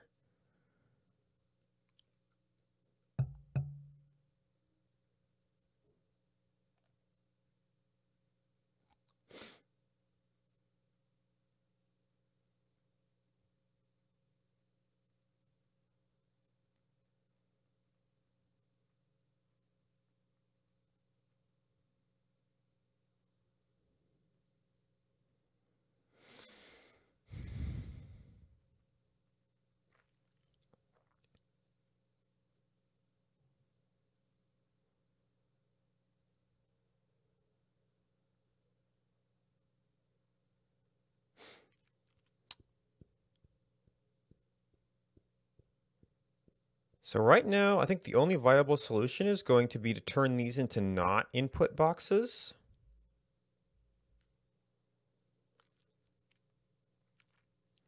And have it such that you click on it, it turns into a text box. And then we have the provision to have one thing being edited at any given time. Now, I guess the frustrating thing here is that these work just fine.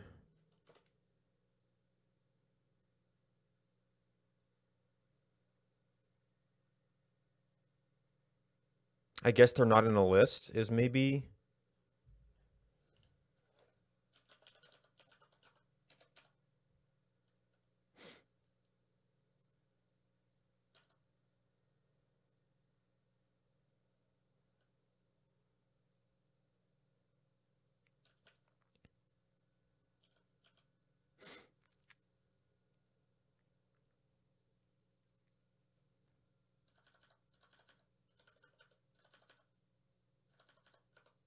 Display frame parameters is lazy.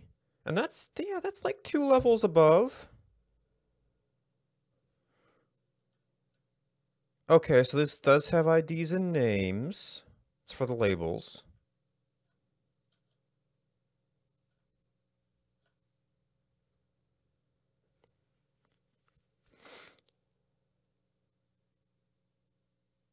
Oh, and you have simple parameters.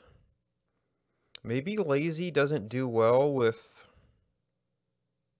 non-simple parameters?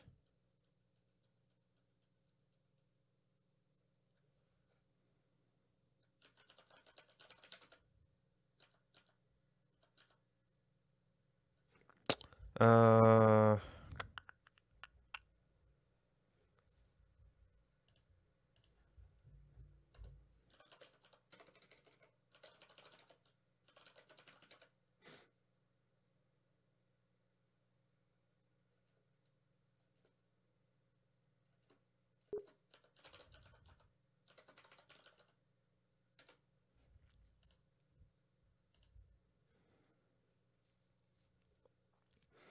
All right, display rule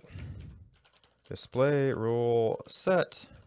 We discovered can be made lazy 2. Does not need an entire model.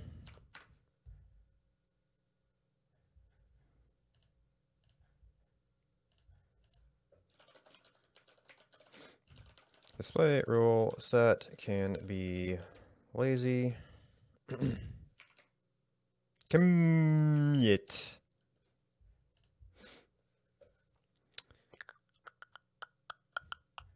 I'm mostly worried about this.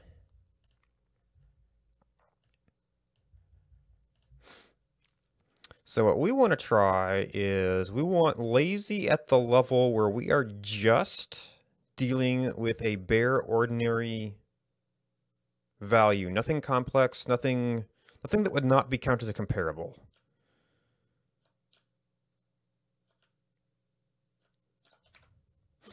The display rule button, this is going to be display audio rule, which might actually get used by display default rule. Yeah, I don't have to do it twice.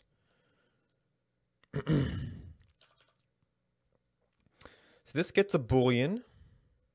I think rule key could get a little complicated. And audio rules could get a little complicated. I mean, we could, it takes 3 arguments, so we could try making this lazy and see if maybe we get lucky.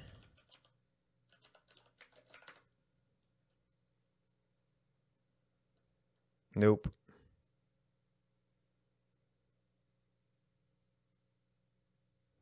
Oh, we return a list. Lazy 3 only works if it's an element. And since we're doing table data, we cannot insert an extra level in there.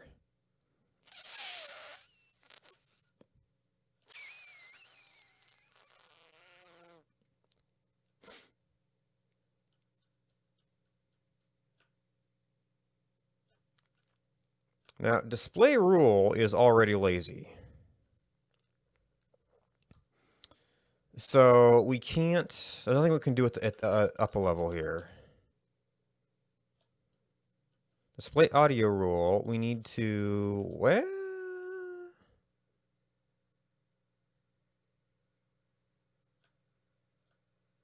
oh, this key value might be too complicated for us.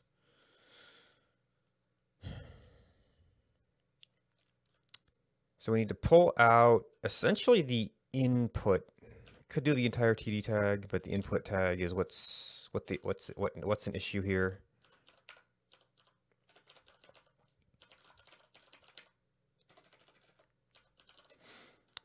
All right, so this is going to take timeout.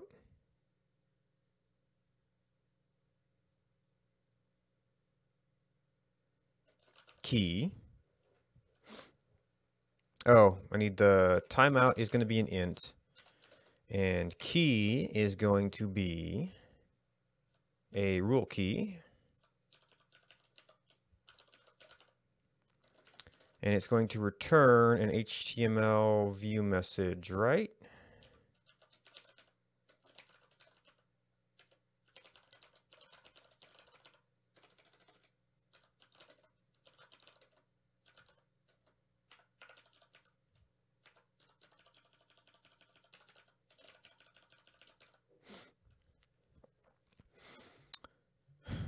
All right, so now we can take that. We can replace this with lazy2, display timeout input, timeout key.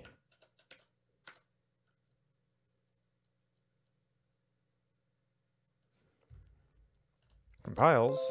This is not a compiler level problem. Nope. Either it doesn't, lazy doesn't work because key is not comparable, or just because this is in a list, it is just not a useful thing.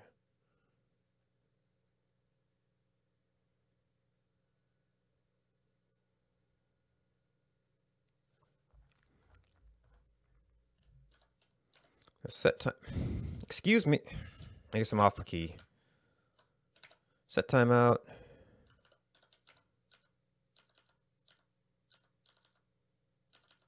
And we're coming from model.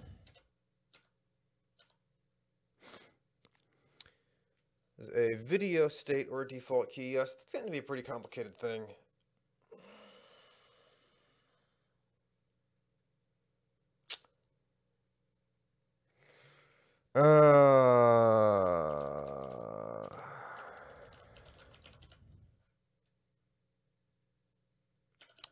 Map rule key wants to map over that value to find the thing. So it would be difficult to use a straight up string.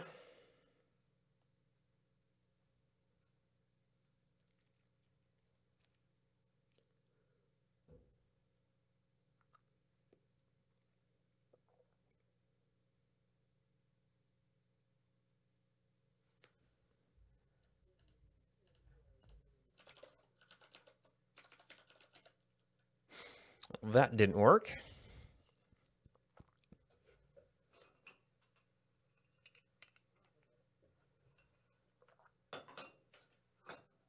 Next step.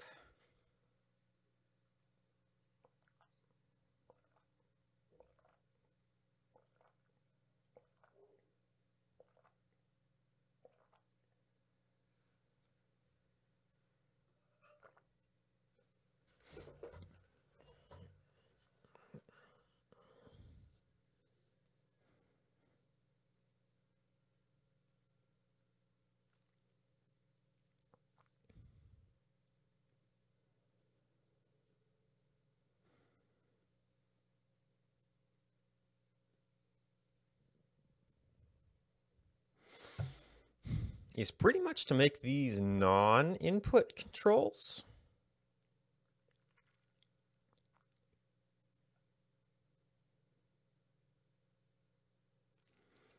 And then the model, which is outside the list, will have a input value. Because like this is at a level, well, it's going to contain an HTML that's in a list though.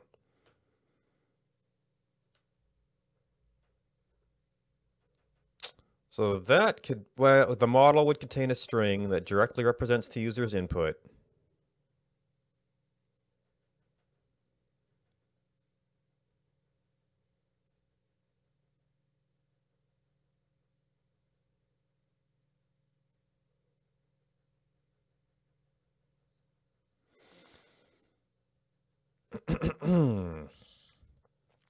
So if you rerun to the HTML, you're still going to put back what they put in.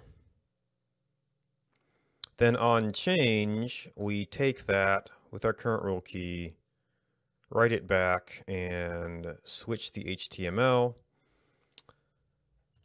So the display audio rule stuff will not display an input. It will say, well, oh, jeez. So I'm going to have to pass the information about the current state of the entire input stuff all the way down. All the way down through the audio rules, which will bust it past lazy 3. So I can't make those lazy anymore.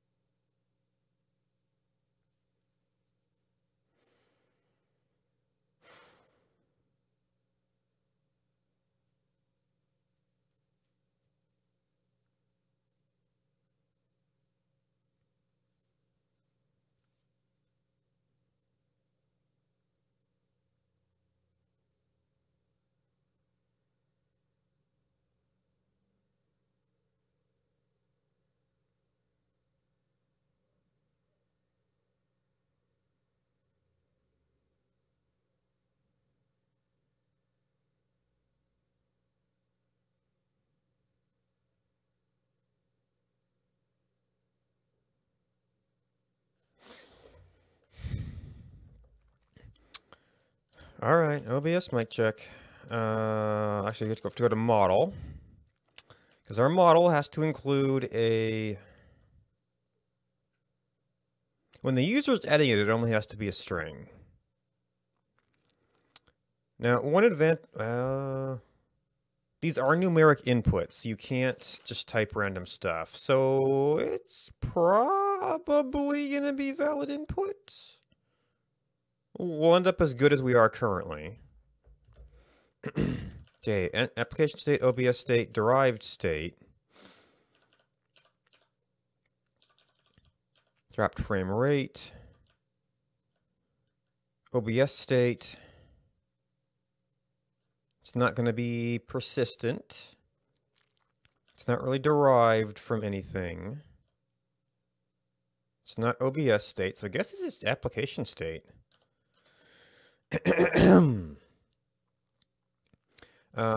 Timeout text. And also, we have to have a timeout rule, which is a rule key. And then everywhere we touch the model, we have to do a timeout text equals a timeout rule. Oh. Actually, you're going to be a maybe rule key.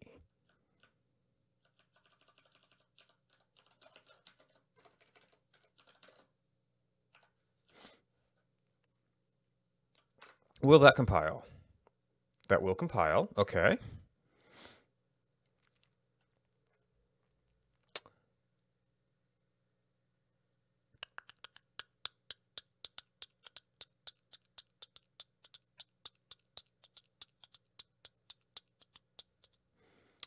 So now in the view,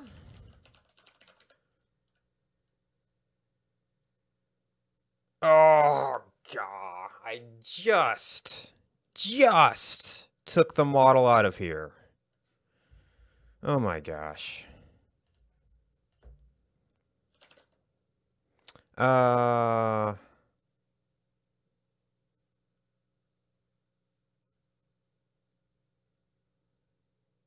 I need to update master back one. Git undo last commit.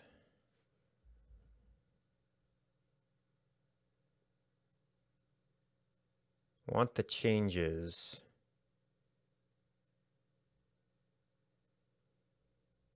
I guess when you specify it one.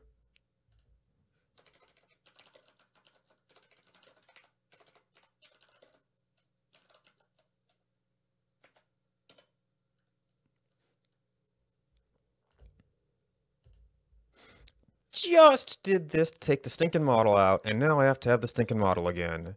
And now I have to add the stinking model to half a dozen functions.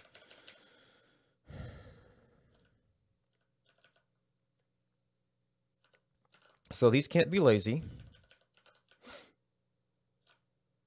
because now they're going to have more arguments.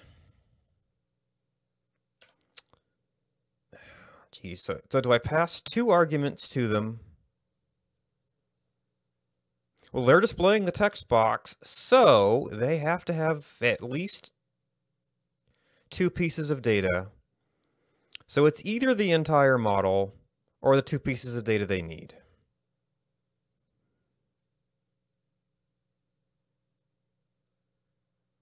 God.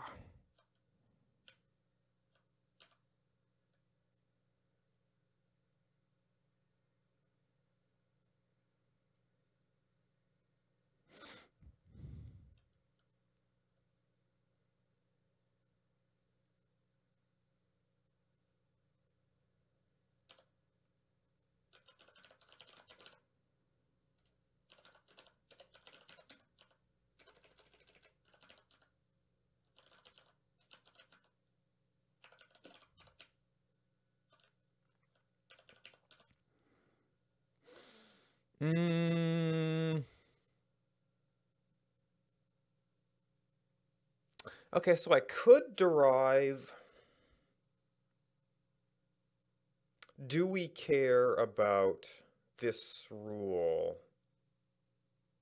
here? Or does it apply? Okay, group update.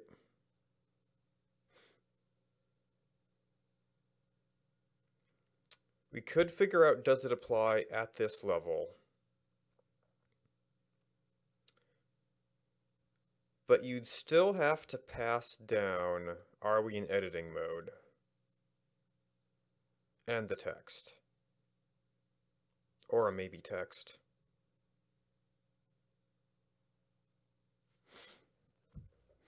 That would be kind of a weird transformation to go from a maybe rule text to a...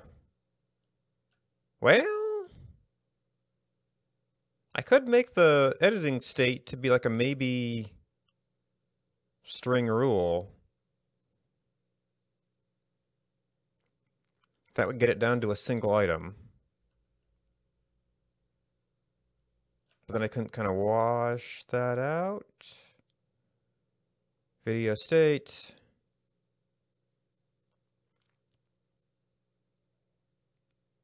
Get the name.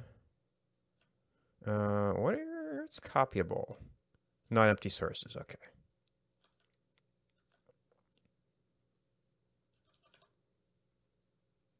So we have to have the text in case we need it.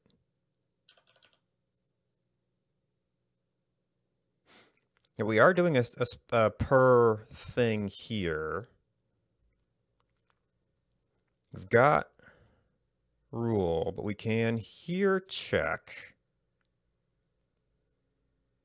what? If timeout rule matches rule,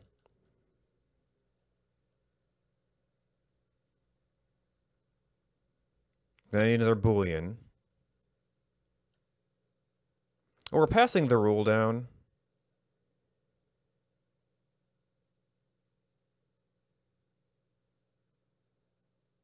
So we're going to have a case for the maybe.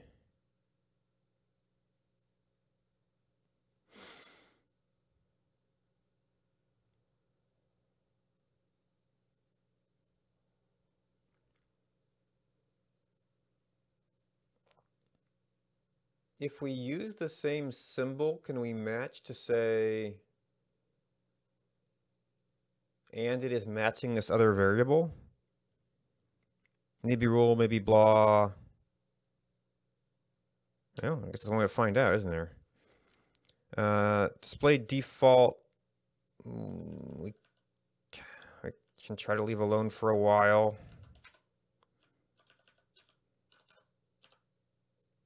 So it is a string, a maybe rule key. Because that was the last thing we passed to it, right? Is that what it is? Model or compiler is going to be very mad at me right now. No, it's a video key. It's not a, that's not, is that a key? That's the state. Display rule, bool attribute, video state audio rule. Oh, it's the rule, not the key.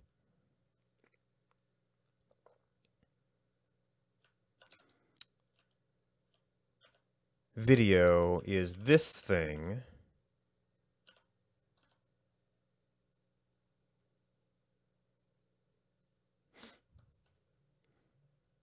Is it rule key?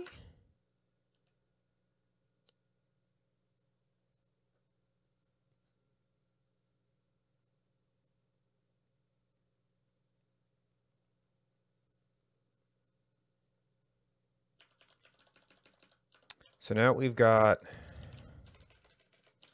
timeout text. Timeout rule.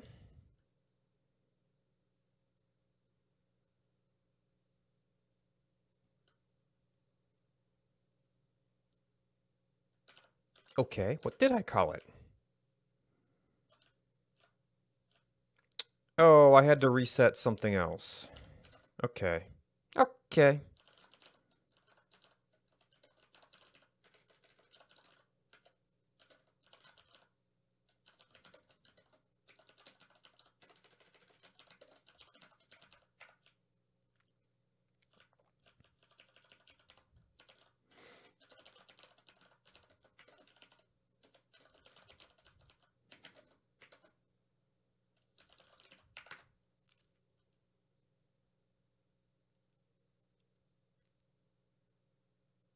Maybe.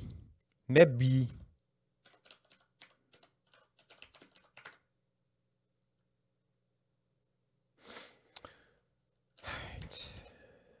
Pass the type check.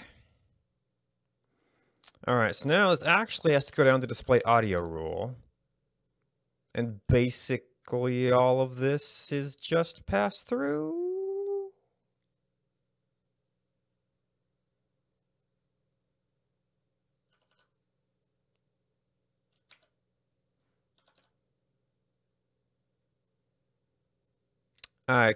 Yeah, yeah, because this is within here.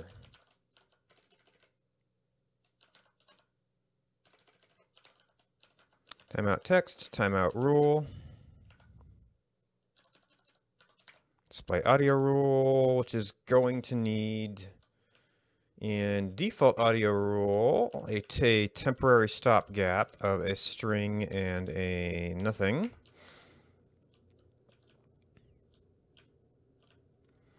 So now it needs a string and a maybe rule key.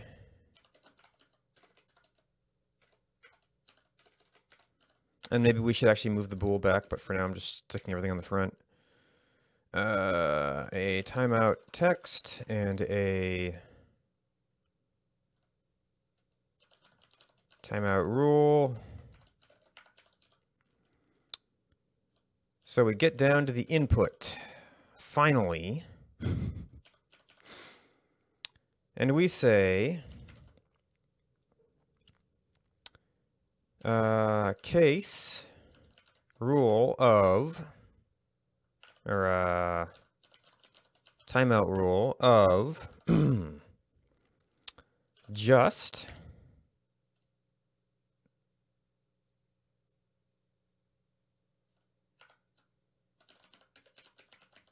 model a rule a key can be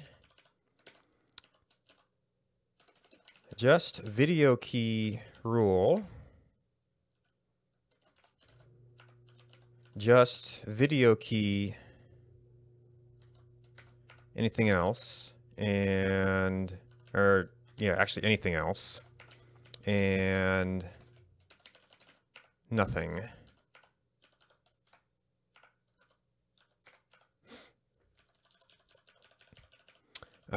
In the first case, it is the input with the timeout text. In the other two cases, is exactly the same, which is just till I use state transitions, we can just do text. Text to string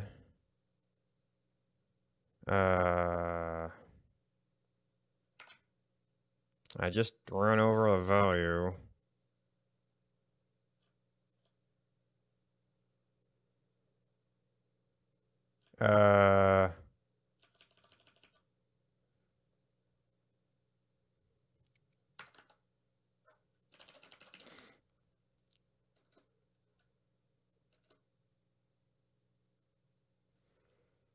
Timeout.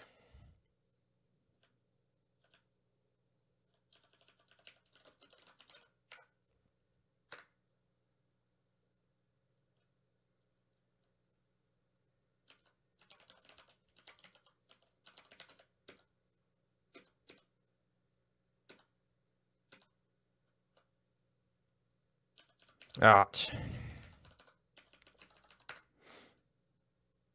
Too many arrows.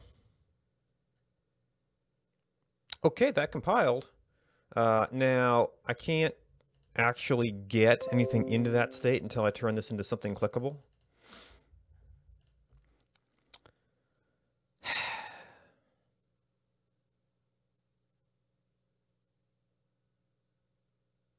So, should this be a button? It's an interactable thing.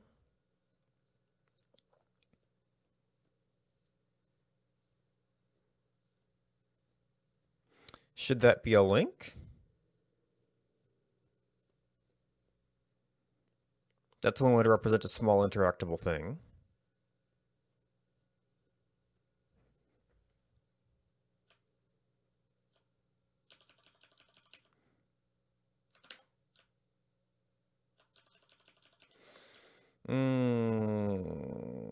Okay, that's the big button. That's a little button.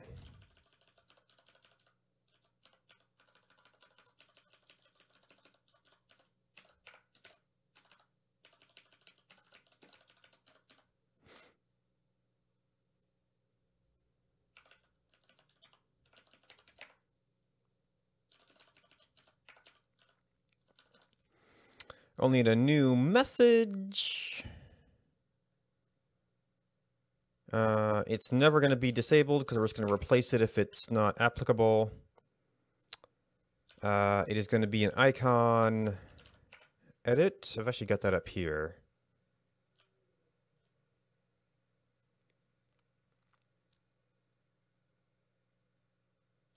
Icon pencil.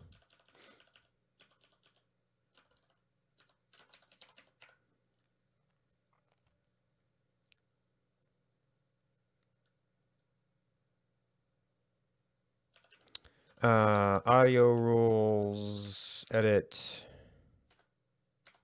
Oh, this is not. Audio rules seconds. Icon pencil. Text.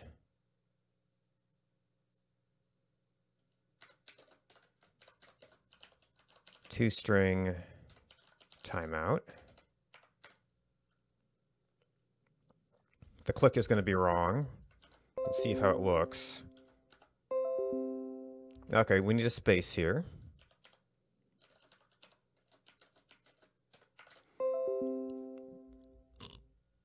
So that should be fine. And then we need a message.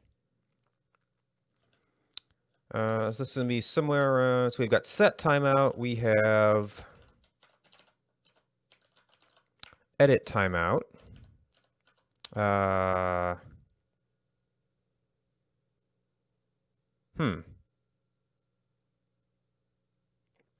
We're going to have the number right there. And that's the thing we have to put into the text field.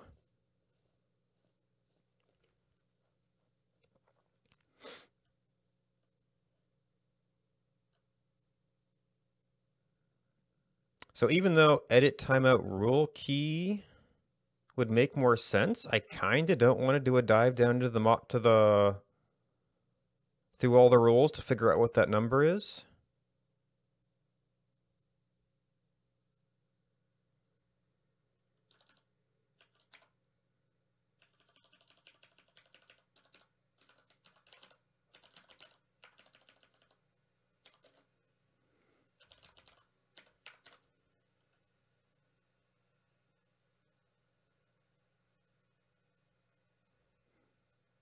Okay, we have no pattern for it. OBS, mic check. No, set timeout. I guess it wasn't that big a deal. Edit timeout. So we're not going to change the rule sets. So that does a map. We would actually have to go fetch something out.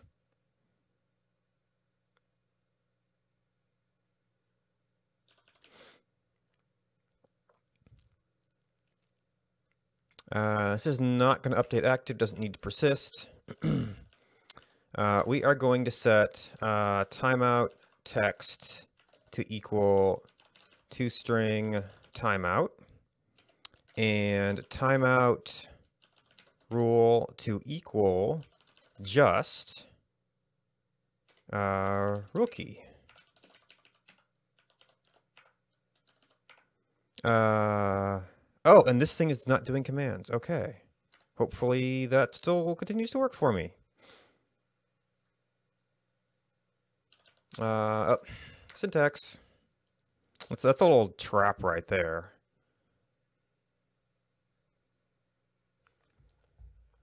All branches in a case.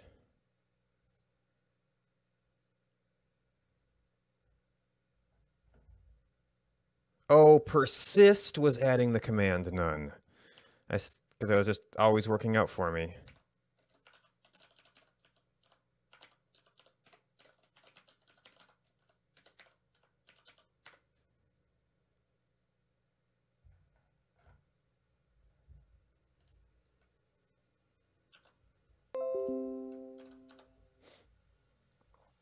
All right, so now I should be able to do that. Oh.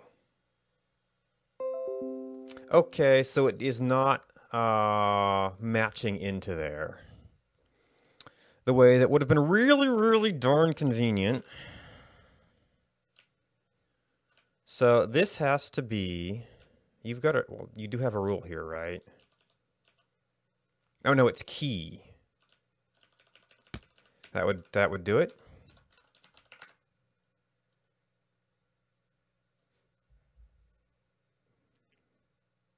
Oh.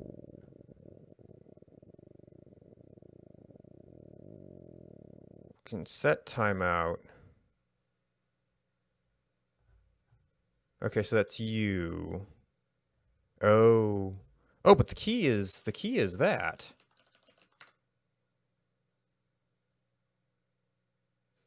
Okay, so let's it could be shadowing the variable, it could be actually matching it. It's shadowing the variable. Okay.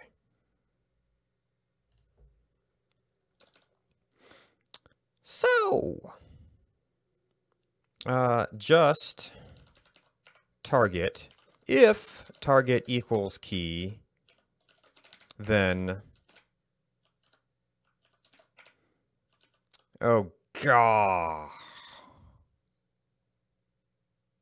that's awful. We'll have to fix this later.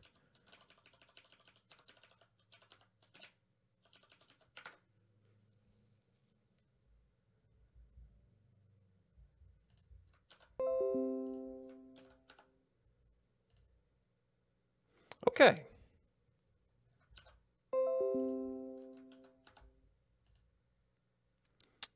That much is working, and oh. Okay, I need to be doing input events to sync the model's input back with this. Because I have no way to set the initial value without constantly syncing it.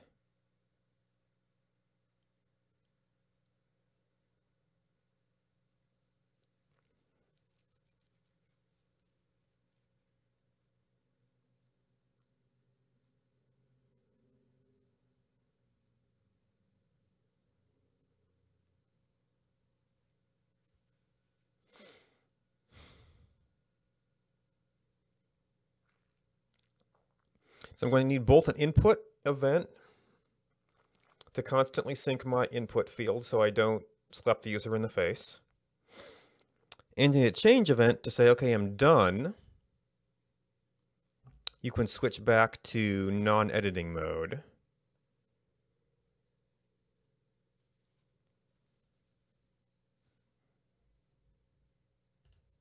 And since this is exclusive, you can just click around, and it's almost, well, except you have to double click. I could probably set up a port to focus the control.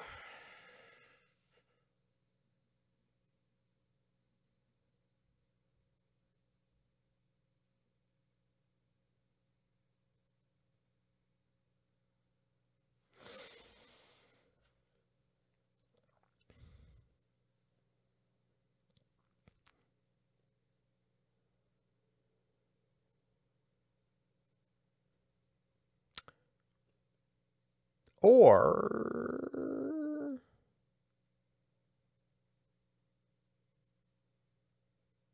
it is retaining focus despite the DOM updates. So I could make the intermediate value a text field. It would, and then when we selected this, that would have to be an on focus instead of a click. Then we would replace the value with the text.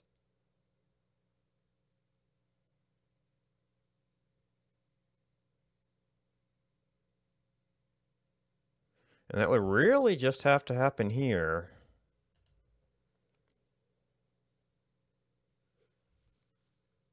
Well, and some on handlers. Well, no, I'd have the focus, and then some of the input and change stuff would just kind of be hanging out.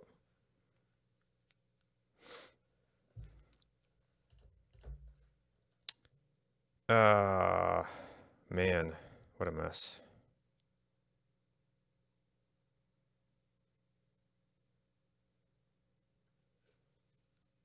So all of that is then going, all of the switching is then going to be like, what value do we put here?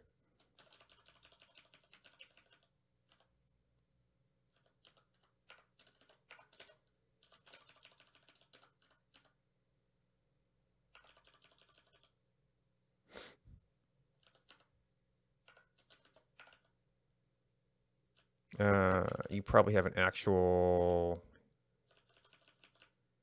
that's your actual thing.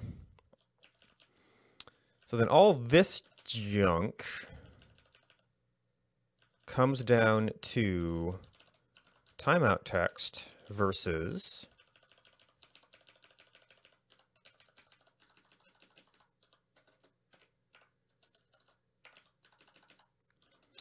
toString timeout, which makes this a reasonable thing to duplicate.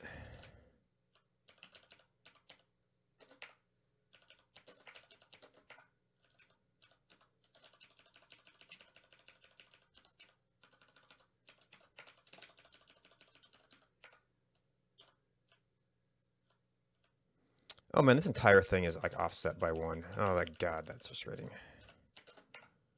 Okay.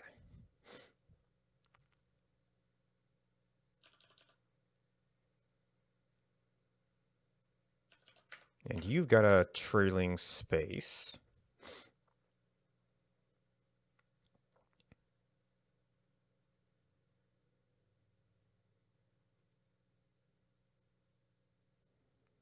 But I need an on focus event.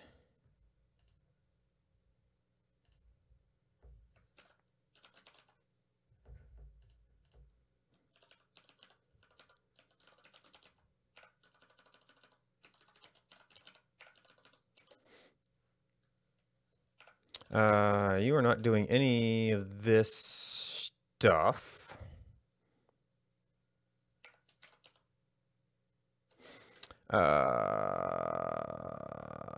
Key timeout.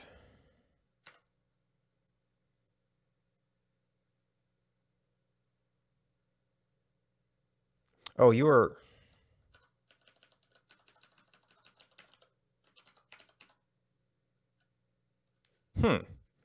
Interestingly enough,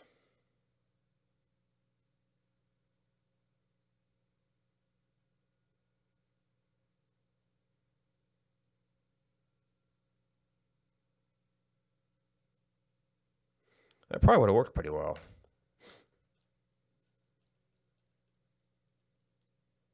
Except I don't have to expose this.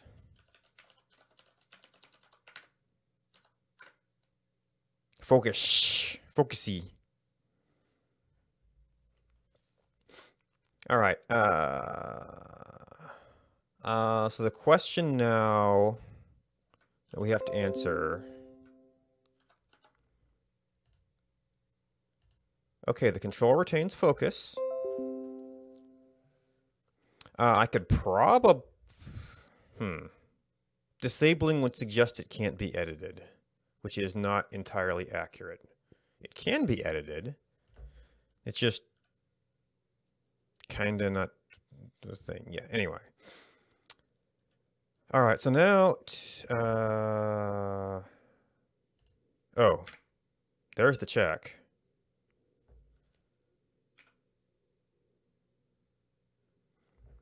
Okay, so I need to do something to it to verify that I'm actually getting that message correctly and everything's rendering properly. Set.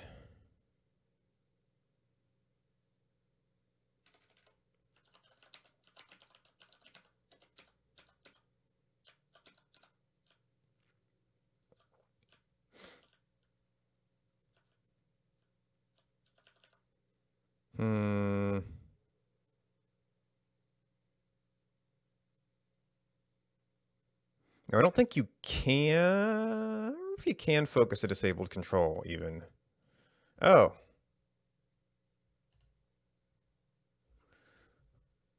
Lovely. Let's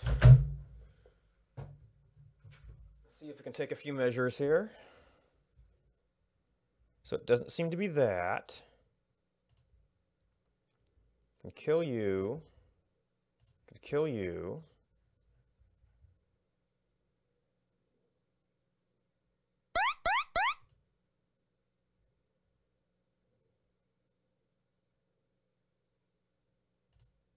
Let's kill that.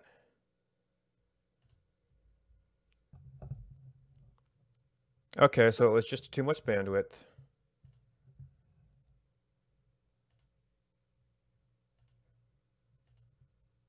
Oh, unfortunately the status graphs do not work when not being displayed, so I don't have a history of that.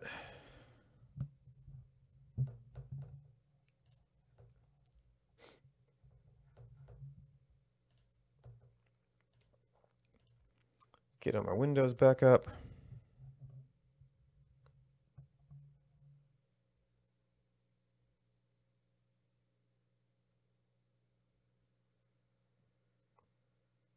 All right, it's back below level. All right, so that was just too much stuff going on, I guess. Don't know why it was suddenly a problem, but it was suddenly a problem.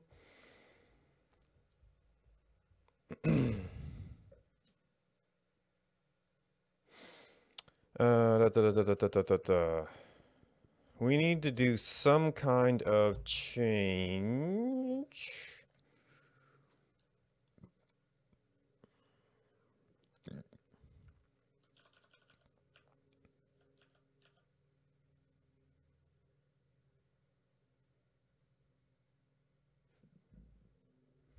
Let's do a... Do we actually have any styles on you? Okay, well that's something. Now that might kind of mess things up a little bit.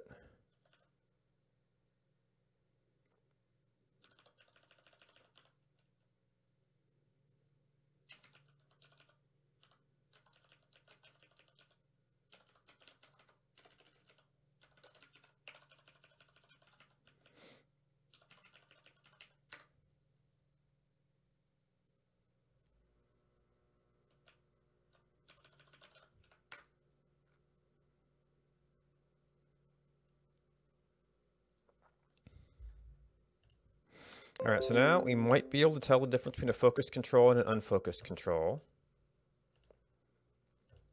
Okay, so it's detecting a focused control. Oh man, what the heck? When I did this as a separate input,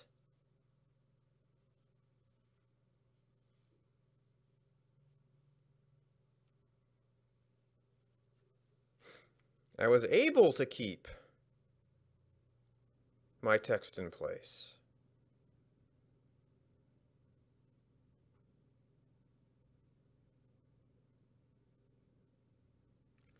Well, okay.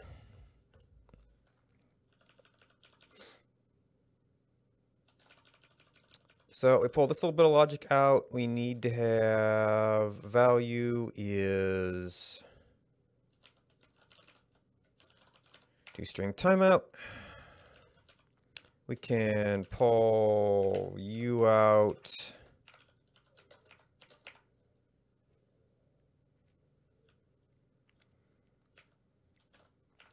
So we're back to this being the top level thing.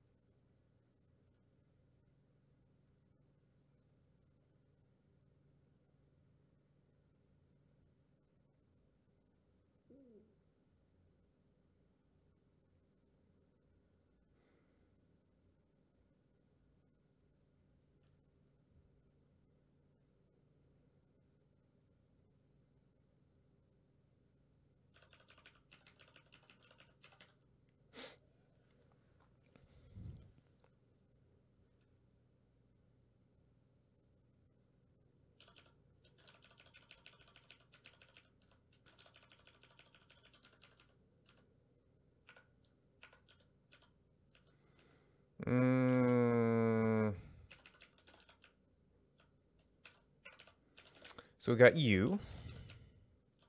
We've got u, and we've got u.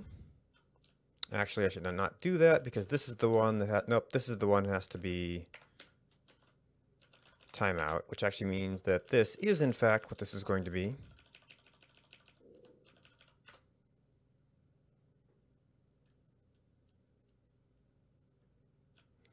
And then this needs a closing bracket somewhere around there. Oh, timeout text.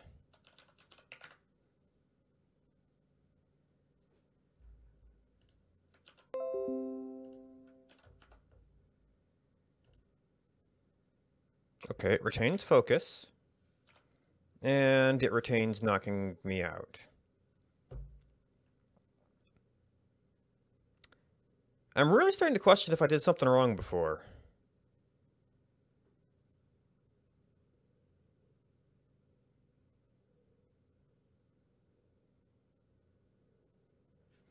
Well, okay, so you probably don't need that, and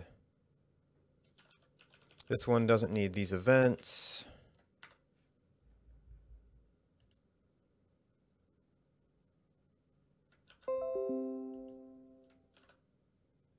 Oh, no. The way I'm doing this, you need the focus event.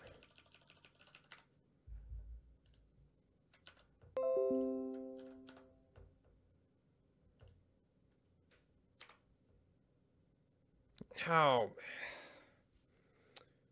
When they were not text controls in the alternate display, which I went ahead and deleted.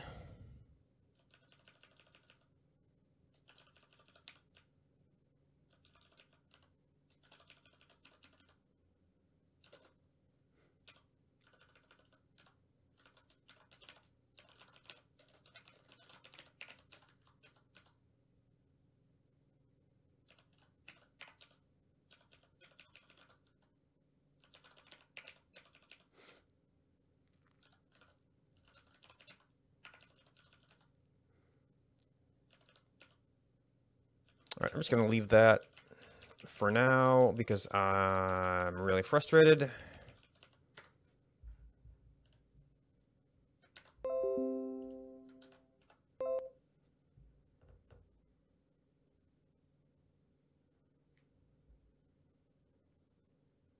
Wait, why are you yellow?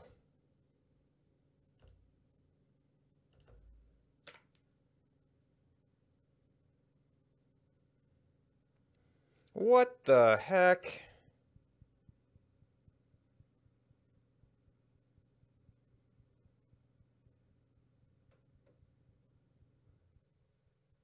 What the heck?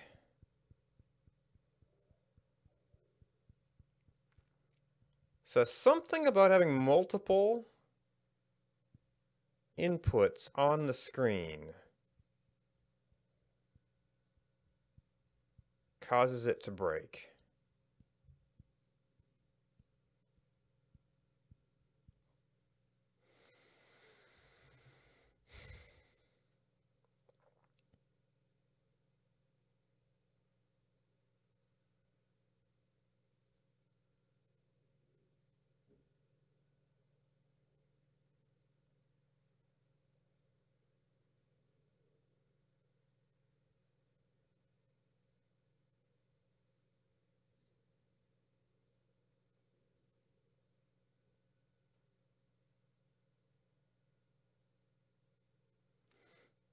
All right, so this will work.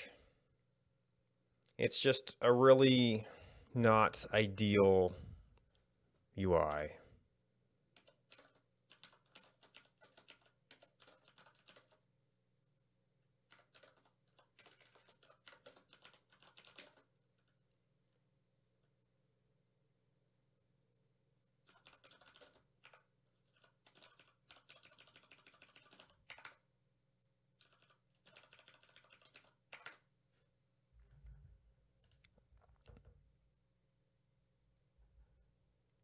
What? Are you kidding me? No, it's not number, it's timeout. Hey, it's like, how do you mess that up? That simple up.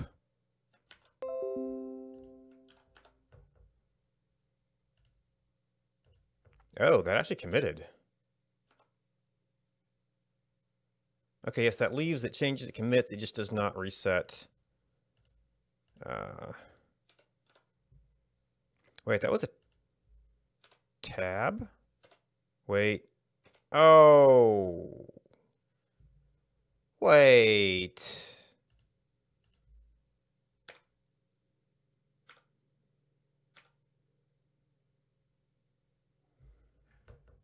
What?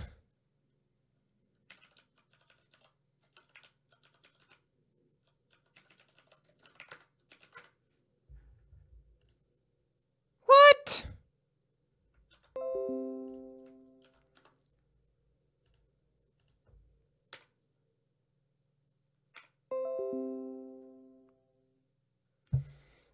Oh my gosh. It randomly doesn't work. Or randomly works, or randomly resets. So even making an independent text control, which is mapped to a... Okay, so to make this work, I have to get the on input event.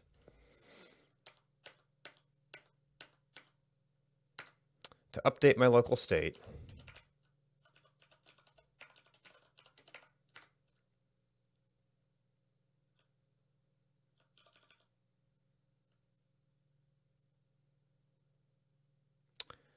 Which means we have to go back to all the int parsing nonsense to get input working again. All right. I think what I might have to do is cut it here and like go pull like the Elm discourse and say, okay, guys, this is way too hard. Has anybody found the secret trick to it?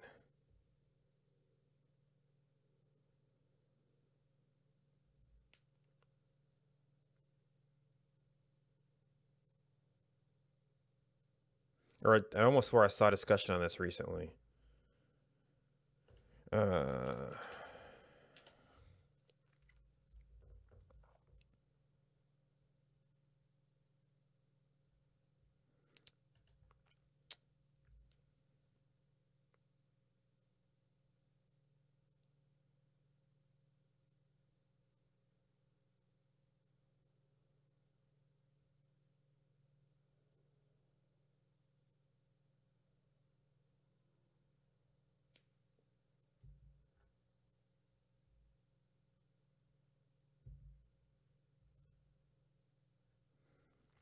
Okay, that's a different case. It might have been in this very long article.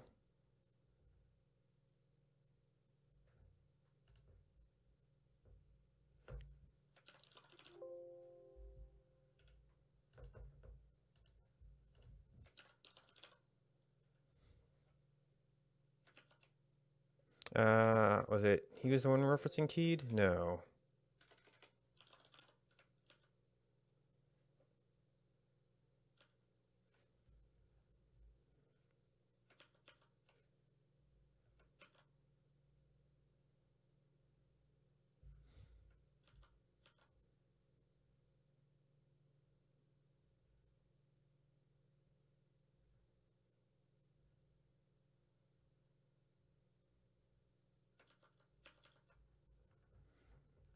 I swear it was something I just saw today. Maybe it was this.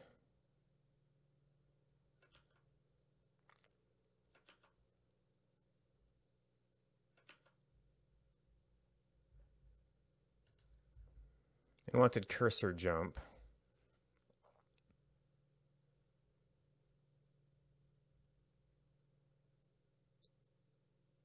Oh, default value.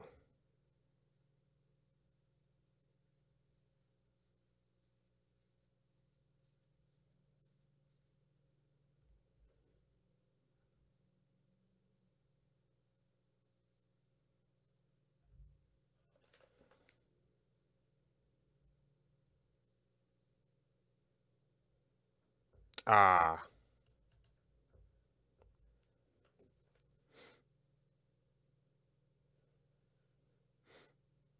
Re-render a given text area.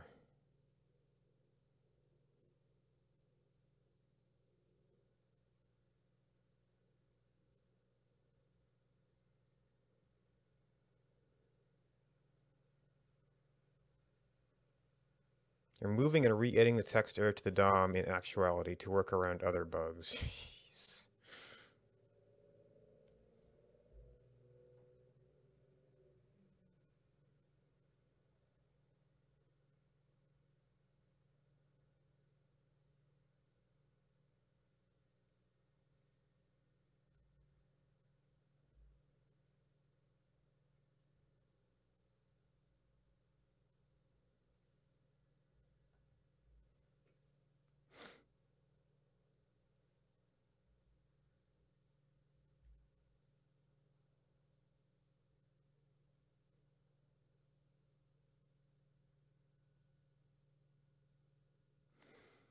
Use default value to set the initial value. Actually, initial value is one of the things I went, well, but there's no way to do that.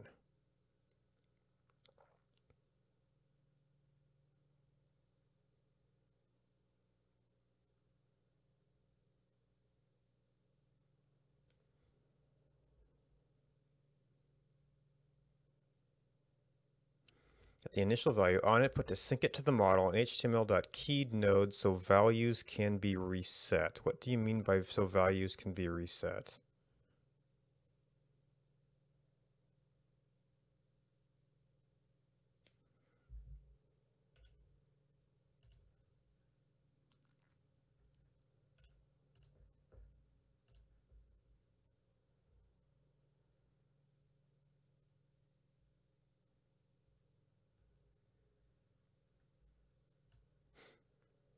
Message equals new input, message equals blank.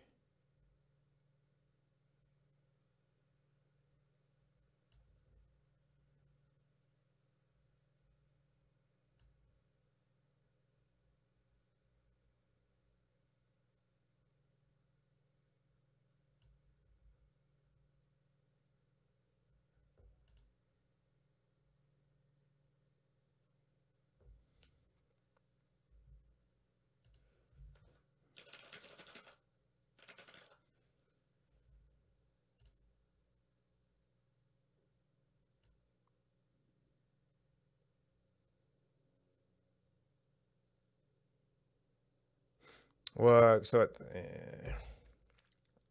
default value. Oh.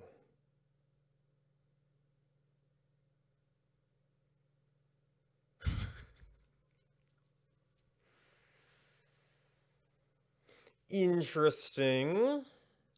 They actually change it to a different keyed node when they want to change something.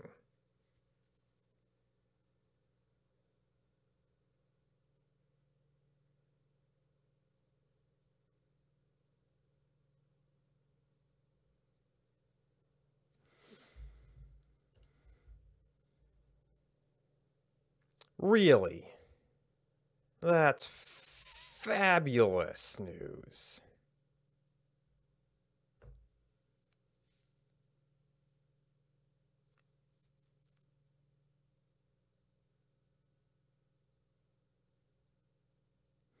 Default value rather than value. Okay, so I can use that to get my loaded value in there, or unedited value.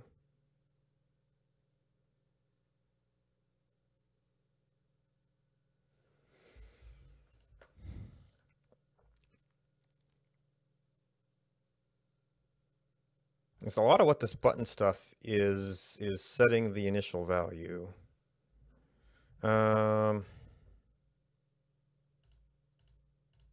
Did I close the window? I guess I closed the window.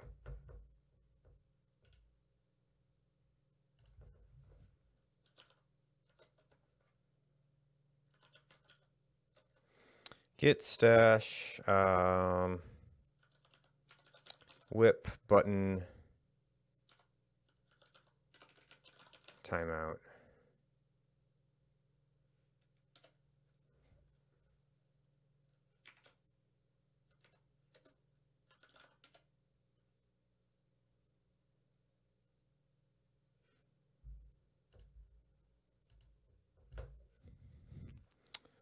All right, value.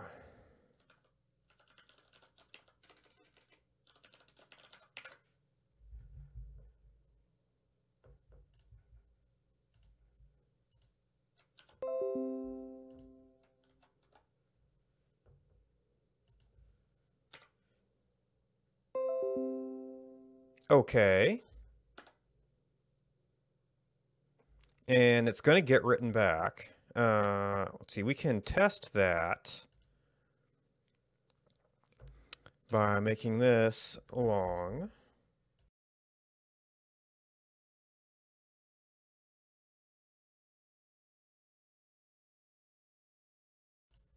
Okay, definitely more than...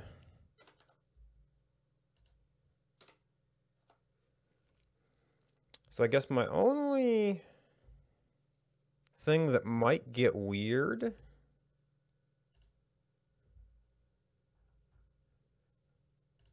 is if you like start copying and deleting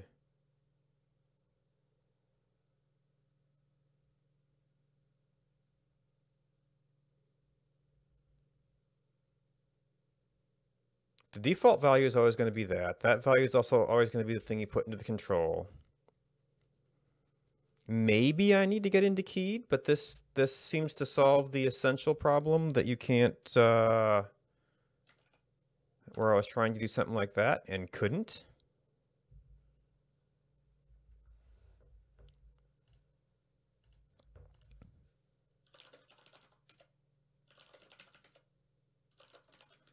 It's at least a very simple solution. Default value on input to avoid status updates.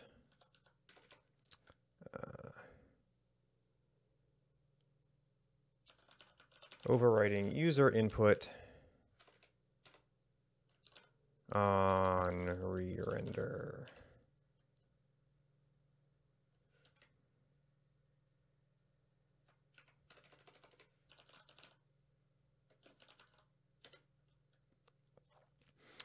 All right, so I'm gonna have to cross my fingers and hope that actually becomes a long-term solution. And did I have you? So we're gonna call that fixed for now. And then I guess feedback is gonna be probably we'll have to like color the things that are currently in violation, and then also color this if it's in satisfied a violation or something to try and visualize how it flows up to causing an alarm. But it is almost lunchtime for me.